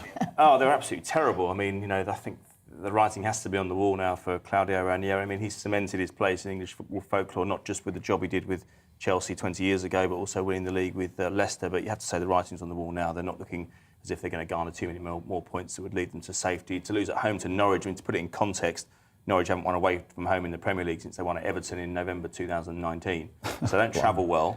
And to win 3-0 there was a real pasting. They've lifted themselves out of the bottom 3, actually. Norwich, I mean, I've been on this programme week in, week out, saying they're the worst team in the Premier League. They've now got themselves out of the bottom 3. I imagine their manager... Never listen to Aidan. No, exactly. I think that hopefully their manager's probably thinking like that. But they're out. I mean, listen, they've played 5 games more than Burnley, who are bottom of the league because of the COVID situation, and that's not an acceptable state of affairs, to be honest with you. I mean, you're not meant to have that discrepancy in fixtures. It does affect the competition, but nonetheless, it's best to have the points in hand. And they'll think, well, we've won 2 games in a row, beat Everton at home, went to Watford, a serious pressure game, and won 3-0. Why shouldn't they give it everything to the end of the season to try and stay up? And Watford do change the manager quite regularly. And yes, on the manager front, what's happening at Everton? Well, look, I mean, who knows? I mean, it's interesting today because Aston Villa go to Everton. Aston Villa managed by Steven Gerrard. Steven Gerrard was saying, just talking about Rafa Benitez's exit, saying, you know, Rafa, why did you go? What did you do that for? You know, it doesn't work. When you're a celebrated name at Liverpool, it's never going to be plain sailing at Everton. In fact, it's not even going to be that. It's going to be difficult for them even to accept you. And so he was out within, I mean, it was a wretched run. If he'd won games, he'd have stayed. That's how it is in football. But in terms of their search now, Wayne Rooney is the favourite. I have to say, he's done a fantastic job at Derby. They've got this huge points deduction to contend with. He has lifted them to within striking distance of coming out of relegation of the bottom 3. If he achieves that, we talk about Ranieri winning the league with Leicester. We talk about various other huge achievements in the pantheon of football theatre in the last 10, 20 years. That would be up there. I don't think anyone's done that before. So having said that, if a Premier League club like Everton, as big as that, with the association Rooney has with them, comes in and starts knocking, I'm afraid you've got to go. Would we ever have thought that of Rooney, though, as a player? Would you have thought that he would have been able to, I don't know, galvanise, motivate players, get them to work so well, seeing him as a manager? He learned from the best, though, with Alex Ferguson as his manager, didn't he? Without doubt. But then, yes, they all think about playing. It's a different thing, two different skill sets. I've been to loads of training grounds down the years at Premier League clubs. Player comes in at 8 o'clock in the morning, bite to eat, hour later they train. Sometimes they're gone by 1 o'clock. The manager's got to stay in until sometimes midnight. They've got to work overnight signing players. But, as you say, you'd have to have a serious problem if you were standing in a dressing room with the likes of Alex Ferguson, David Moyes before that. He worked for Sam Allardyce at Everton, and not pick something off of each person to then take it into another career. You're asking a hell of a lot of a manager now. I mean, most managers are called head coaches now because they want the manager to work on the training pitch. There was a time when Brian Clough, even Martin O'Neill 10 years ago, he liked to run the whole thing. He liked to do the contract. He liked to lock the door at night going home and turn the lights off. Sam Allardyce told me when he worked at Notts County, he would be fined if he left the lights on because the bills would go up. So that's what I call managing on Philip, it's not only you. No, absolutely. So anyway, with the Australian Open tennis, are people now talking about the tennis at last, or are we still talking about Djokovic? To a degree. I mean, I was thinking in the week, if he did win his... We were talking a few hours ago, weren't we, off set? I'm talking about if Djokovic won his case and managed to win £2.3 million in in compensation, because that's what he would have won if he'd won the tournament. Well, it's a big supposition, isn't it? I mean, surely Rafa Nadal, who's won it previously, he's got 5 appearances in the final under his name. Surely he's got something to say about that. Dominic Thiem would have had something to say about that. To be fair, I see where Novak's going there. He thought he was going to play, all prepared. He might be banned for 3 years. It might knock him out for a period of time. He's got reputational damage, whatever it is. So I can see why he's feeling very angry when he thought he could. Nice to win the prize money without even playing. I'm liking that. Philip, you can have a situation where the guy who finishes runner-up, having played 7 matches, probably lost in the final to one of the greatest players around, if it's, say, I don't know, if it's Zverev against Nadal, he could end up with less prize money than what Djokovic could get in damages, even though he didn't hit a ball, and to some people's minds, he flouted the rules. And we should point out here as well that Australian public opinion was massively on the side of the government. I don't necessarily agree with that, but there's an election coming up, and that's what changed the dynamic here. And just one sort of final question. And this is about the Olympics. And this is about the Chinese state saying, don't come here, sports people, and think you can make some form of political protest. We will not accept it, and there will be repercussions. What do you think? Do you think some of our athletes will pull out of the Olympic Games being told that? I don't think they'll pull out once they've given 4 years or 3 years or 2 years even of practice, competitive practice. They're not going to chuck it in over something like this. I don't like sports people getting into politics anyway. A lot of the time, a lot of them don't have anything much to say anyway. They have. They have. But also, let's just crystallise it for a moment. The OC have quite clear guidelines saying that sports people should not be commenting on politics. So they're breaking their own rules there themselves. This could be a bit embarrassing. Aidan, thank you very much indeed. Coming up, as businesses across the country experiment with shorter working hours for staff, is it time for a national 4-day week? First, though, let's get the news headlines.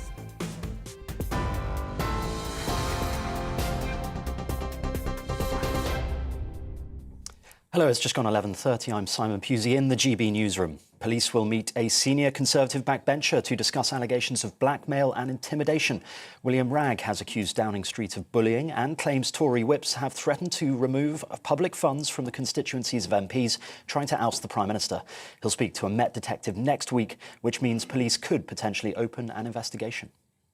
The UK is taking steps to ease tensions between Russia and Ukraine. The Defence Secretary, Ben Wallace, will head to Moscow to speak to his Russian counterpart after the UK's invitation to discuss security was accepted. It comes after Downing Street warned Russia would be punished if the country pushes ahead with any destabilising action. US police say a British astrophysicist who was fatally shot in Georgia was killed by a stray bullet last Sunday. Mr. Matthew Wilson, who was visiting family, was lying in bed when he was hit. Police say his death appears to be the result of a gun's reckless discharge. The majority of Ireland's coronavirus restrictions have now been lifted. COVID passes are no longer required for entry to hospitality and entertainment venues, and live events can return to full capacity. At 8 p.m, curfew on the hospitality sector has also been removed. TV, online and DAB+ radio, this is GB News. Now it's back to Saturday Selection.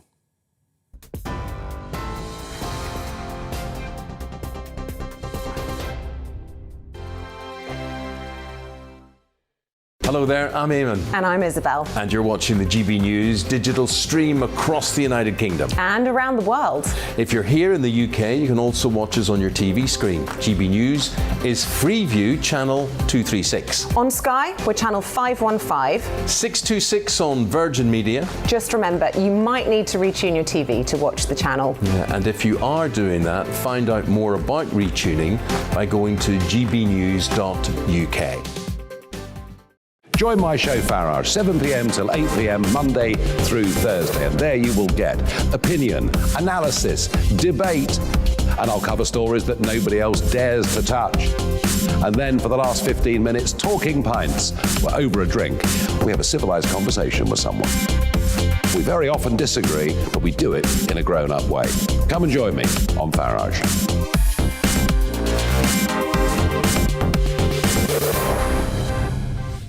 I'm Dan Wootton. Join me Monday to Thursday from 9 to 11 for the feistiest and most fun news debate on TV, where free speech reigns. I'll bring you a sharp take on the day's biggest stories, bombshell newsmaker interviews, and A-list guests. And I guarantee you, no spin, no bias, no censorship, and no reason to go to bed. That's Dan Wootton tonight, Monday to Thursdays from 9 on GB News. Hello there, I'm Eamon Holmes. And I'm Isabel Webster. And we hope you can join us for Breakfast with Eamon and Isabel. You make me laugh out loud, belly laugh. Is that important first thing in the morning? Yeah, absolutely. And there's me trying to be deadly serious. News is a serious business. Yeah, I have to rein you in sometimes. Well, it doesn't stop us laughing at it. It doesn't stop us having an opinion on what's going on. Yeah. And it certainly will not stop us reflecting what you think. Weekdays from 6 to 9:30 on GB News.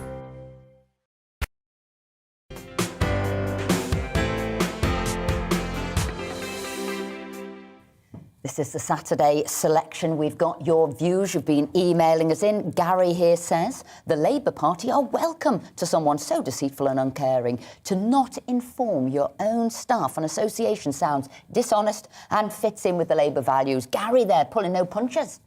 Sheila says, as someone who voted for Christian Wakefield, I feel completely betrayed. Clifford says here, why are the UK and the USA moving in and threatening Russia when talks are taking place? This is just raising tensions. Ukraine should be neutral. This would solve the problem. Malcolm says, I've just watched the interview with Christopher Chope MP, an MP talking sense. Have him on again. And I've got here some of the emails coming in. I hope the media gives the protest the spotlight it deserves. And that is the NHS 100,000 protest in London today for those who might well, at the moment, are going to lose their job if they're not vaccinated. And then somebody else saying, I really can't understand why NHS workers won't have the jab. It's stupid, but don't think they will lose their jobs. This also would be stupid. So 30 British businesses are taking part in a 6-month trial to see if a 4-day working week is a viable option for the UK economy. Lockdowns and working from home directives throughout the pandemic have led to people reassessing their priorities when it comes to a work-life balance. But whilst a shorter working week might suit big employers, will it work for smaller businesses? Let's speak now to Neil Carvery, Chief Executive of the Recruitment and Employment Confederation. Neil, are you in favour of a shorter working week?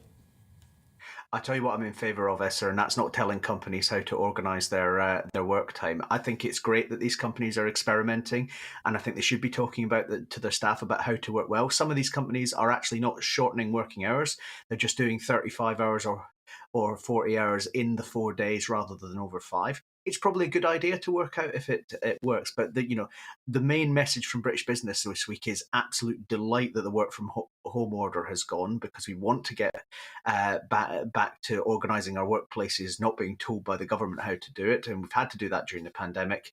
I think experimentation we should be in favour of. Let's see what comes of it. And Neil, I mean, I'm sure if you said to anybody you can have a shorter week and you get the same pay, I mean, we're all going to vote. We're all going to vote for that.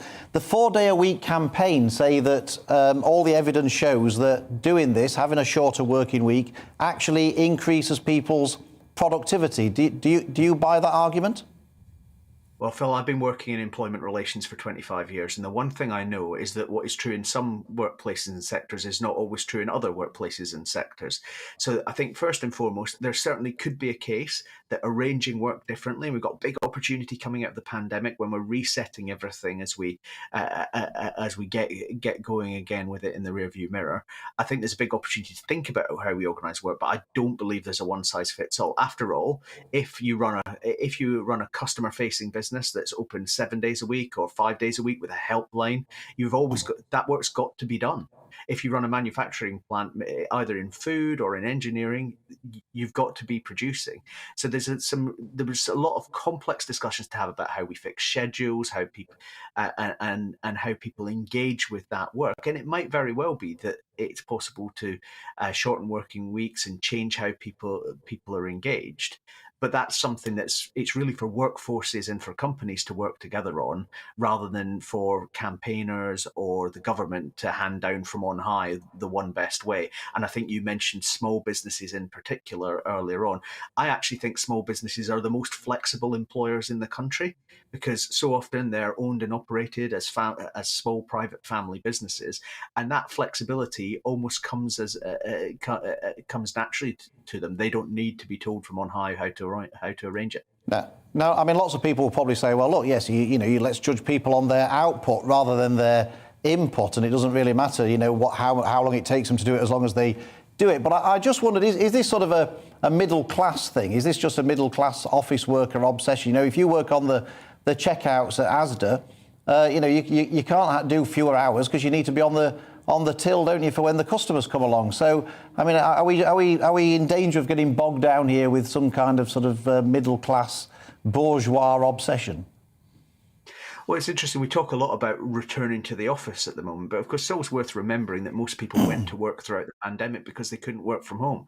I think the most important thing is that whatever sort of work you're doing, there are different ways that we can be a bit more flexible, that we can make sure. I mean, work is basically the company's got some things that they need to do, and you've got some things that you want. And the art of management is bringing those two things together in a positive way. And if you're a worker, you have to accept that if you're at Asda, the tills have got to be open.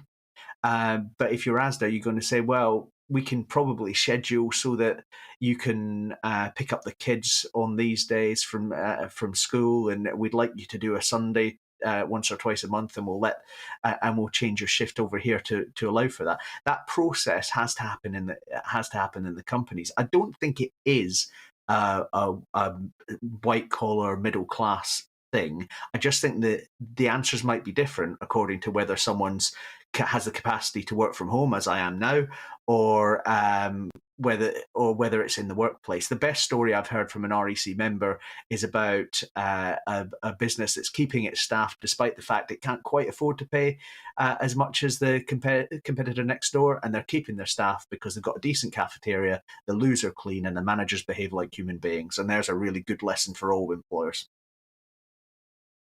Looking at trends, because COVID has changed things significantly, and you are fortunate enough to have the oversight of trends and changing working patterns. What are you seeing coming forward?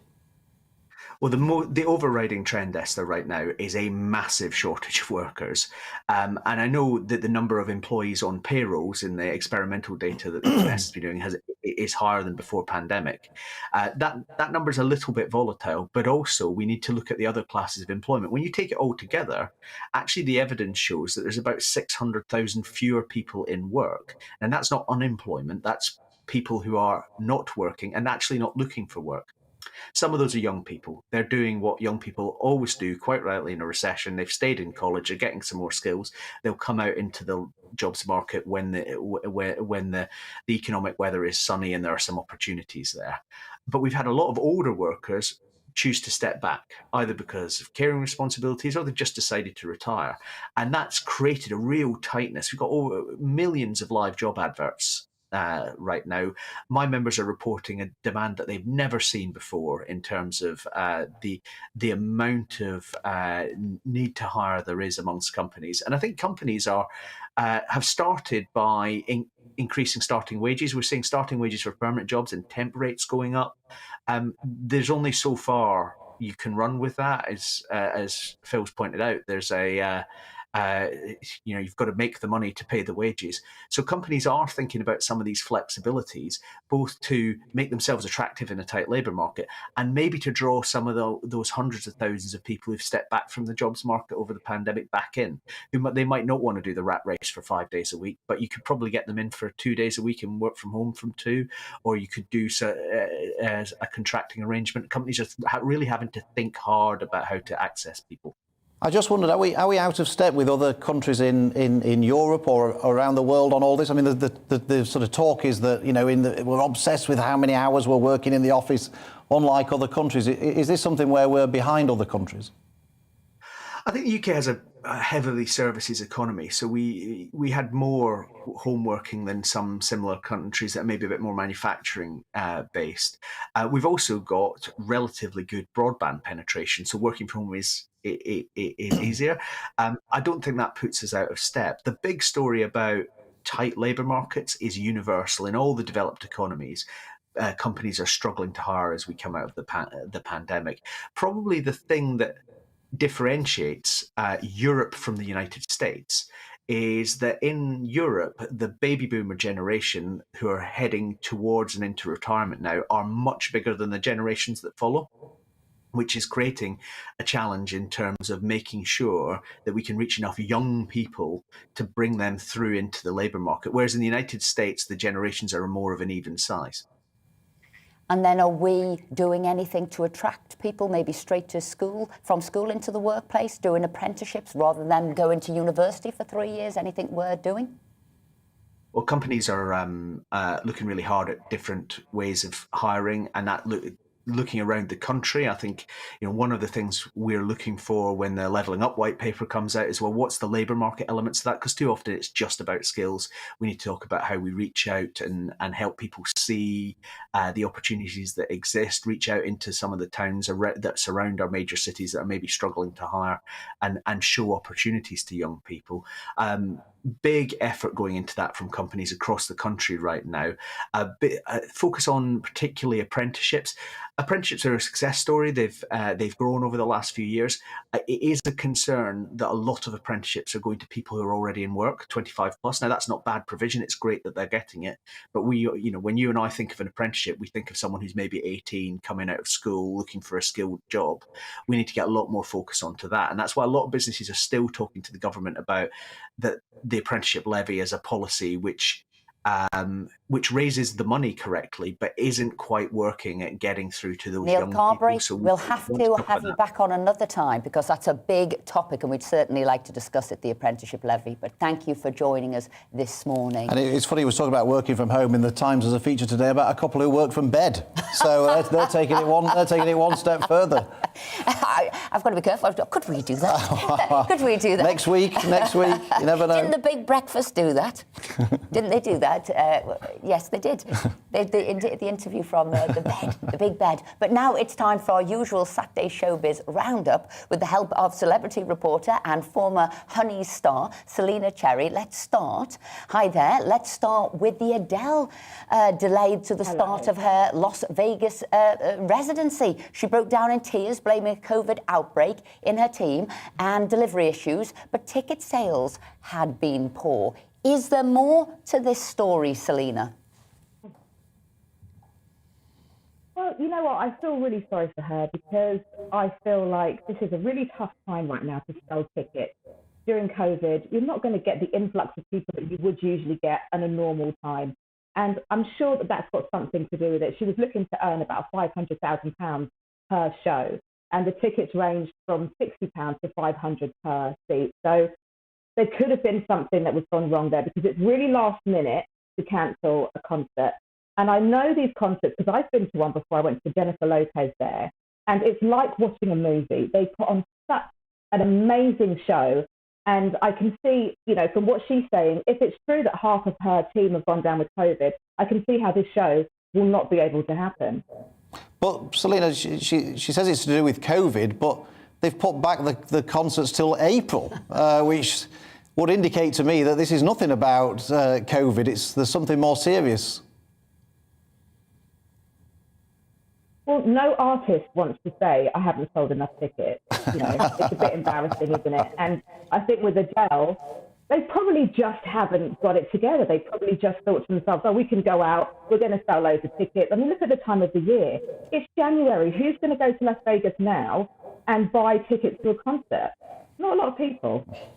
Yeah, I think you make a fair point there, and she has delayed it for a couple of months. And the other interesting story this week, which I didn't quite understand, was Bono coming out sort of saying how much he hates sort of U2, the name, his songs and all this. It was saying it was like Gerald Ratner when he trashed his own jewellery company. What was that about? Maybe he's going through the male menopause or something. I have no idea. But Don't knock that. For one of the most successful rock bands, how can he say he doesn't like the name? But you know what? If you think back to 20 years ago, things that you might have done, even more than 20 years ago, really, when I'm thinking about Bono, things that you might have done, things you might have said, recordings you might have done, you might look back and cringe. So I guess when I looked at it from that point of view, I thought, okay, he's got a point. If he wants to say that about his own stuff and his own voice, because he said his voice sounds like oh God, I've written it down somewhere. Yeah, an Irish macho man, Irish macho man. I mean, I don't even know what he means by that. All I know is his voice to me sounds like silk. But if he thinks that, then I suppose he's entitled to. But, if I'm thinking, somebody who's bought albums, somebody who's gone to see them live, it's sort of a little bit insulting that there we were, chanting his words back, singing to him, thinking that he loved the songs as much as we did. It's not a very good way to treat your fans. He never said they were rubbish at the time, did he? He said, go out and buy them. But you wouldn't say that to your fans, would you, all I can say is male menopause. Let's get him some hormone patches. So, Tina Barrett and the infamous dress. When you do see that dress, she's standing with all her sort of bandmates.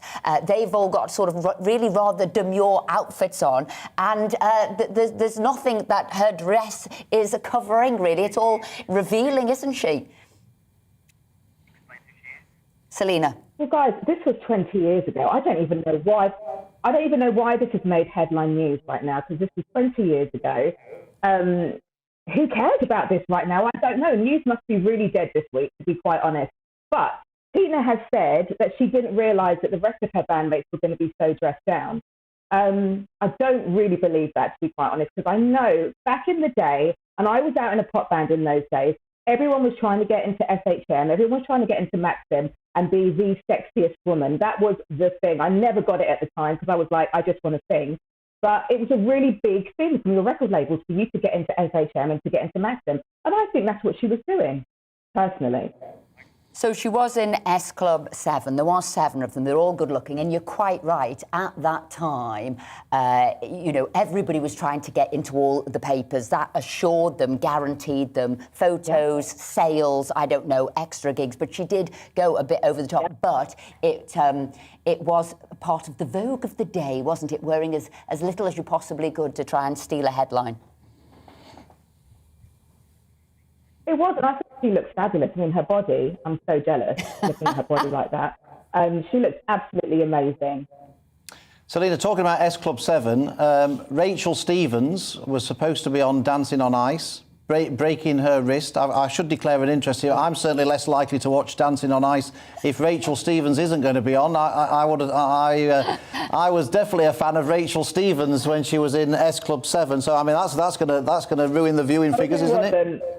I don't think there's a male alive that wasn't a fan of Rachel Stevens. Yeah, she's broken her wrist.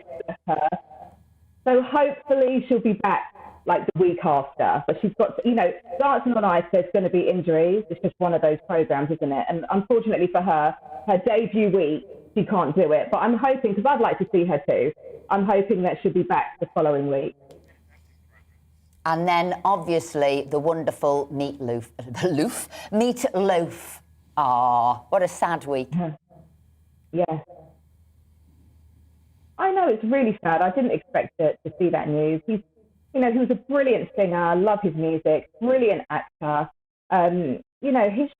It's just such a sad story. And the idea that he might have died of COVID, which is coming out today, is quite sad as well. I'm hoping it wasn't COVID. But, it's really sad. He was 74 years old, and to me, gone too soon, really. Oh, Selina, thank you very much indeed for joining us again today on Saturday Selection. It was sad, wasn't it? Because I heard he only got to number 15 in the charts with Bat Out of Hell. Oh, well, that's it from us on the Saturday Selection today. We'll be back next week at 10 o'clock. But now it is time for Alistair and his friends. But first, it's time for the weather. Good morning. Dry but drab kind of sums up the weekend for most of us. It will be fairly cloudy, but a few places seeing a bit of blue sky. And say most of us are not going to see much rain thanks to high pressure. Now, the main exception to that dry story will be northwest Scotland. There's a weakening weather fronts which will bring at times some rain to particularly the Highlands, Argyll and Bute through the day today. But even that's pushing south, so Caithness, Sutherland and Northern Isles may well brighten up. We'll see some sunny spells across eastern England, eastern Scotland and across the south. There'll be at times some breaks in the cloud to reveal a bit of blue sky, but for most it will just stay cloudy but dry with light winds, certainly across the south. Always quite breezy across the north, but it is here where we'll see the top temperatures, 11, maybe 12 Celsius if we see some brightness, say on the Moray Firth. Elsewhere, a little warmer than yesterday, 8-9 degrees, but of course most of us won't have the sunshine. Through this evening, we'll keep a lot of cloud, which will again help prevent a frost in most places. Where skies stay clear, parts of northeast England, eastern Scotland, again, temperatures could at least for a time drop down to freezing. Still a brisk breeze in the northwest and a bit of drizzly rain here, but for most it stays dry. And again, as I said, temperatures generally holding up, certainly in towns and cities, a few degrees above zero. On to Sunday, and it's a very similar story to Saturday.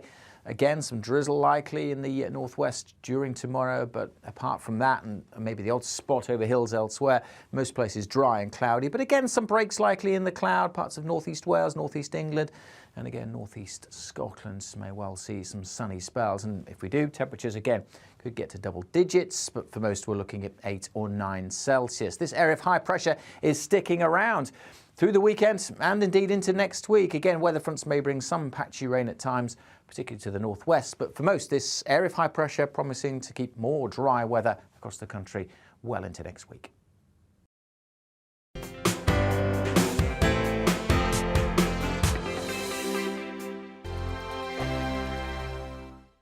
Hello there, I'm Eamon. And I'm Isabel. And you're watching the GB News digital stream across the United Kingdom. And around the world.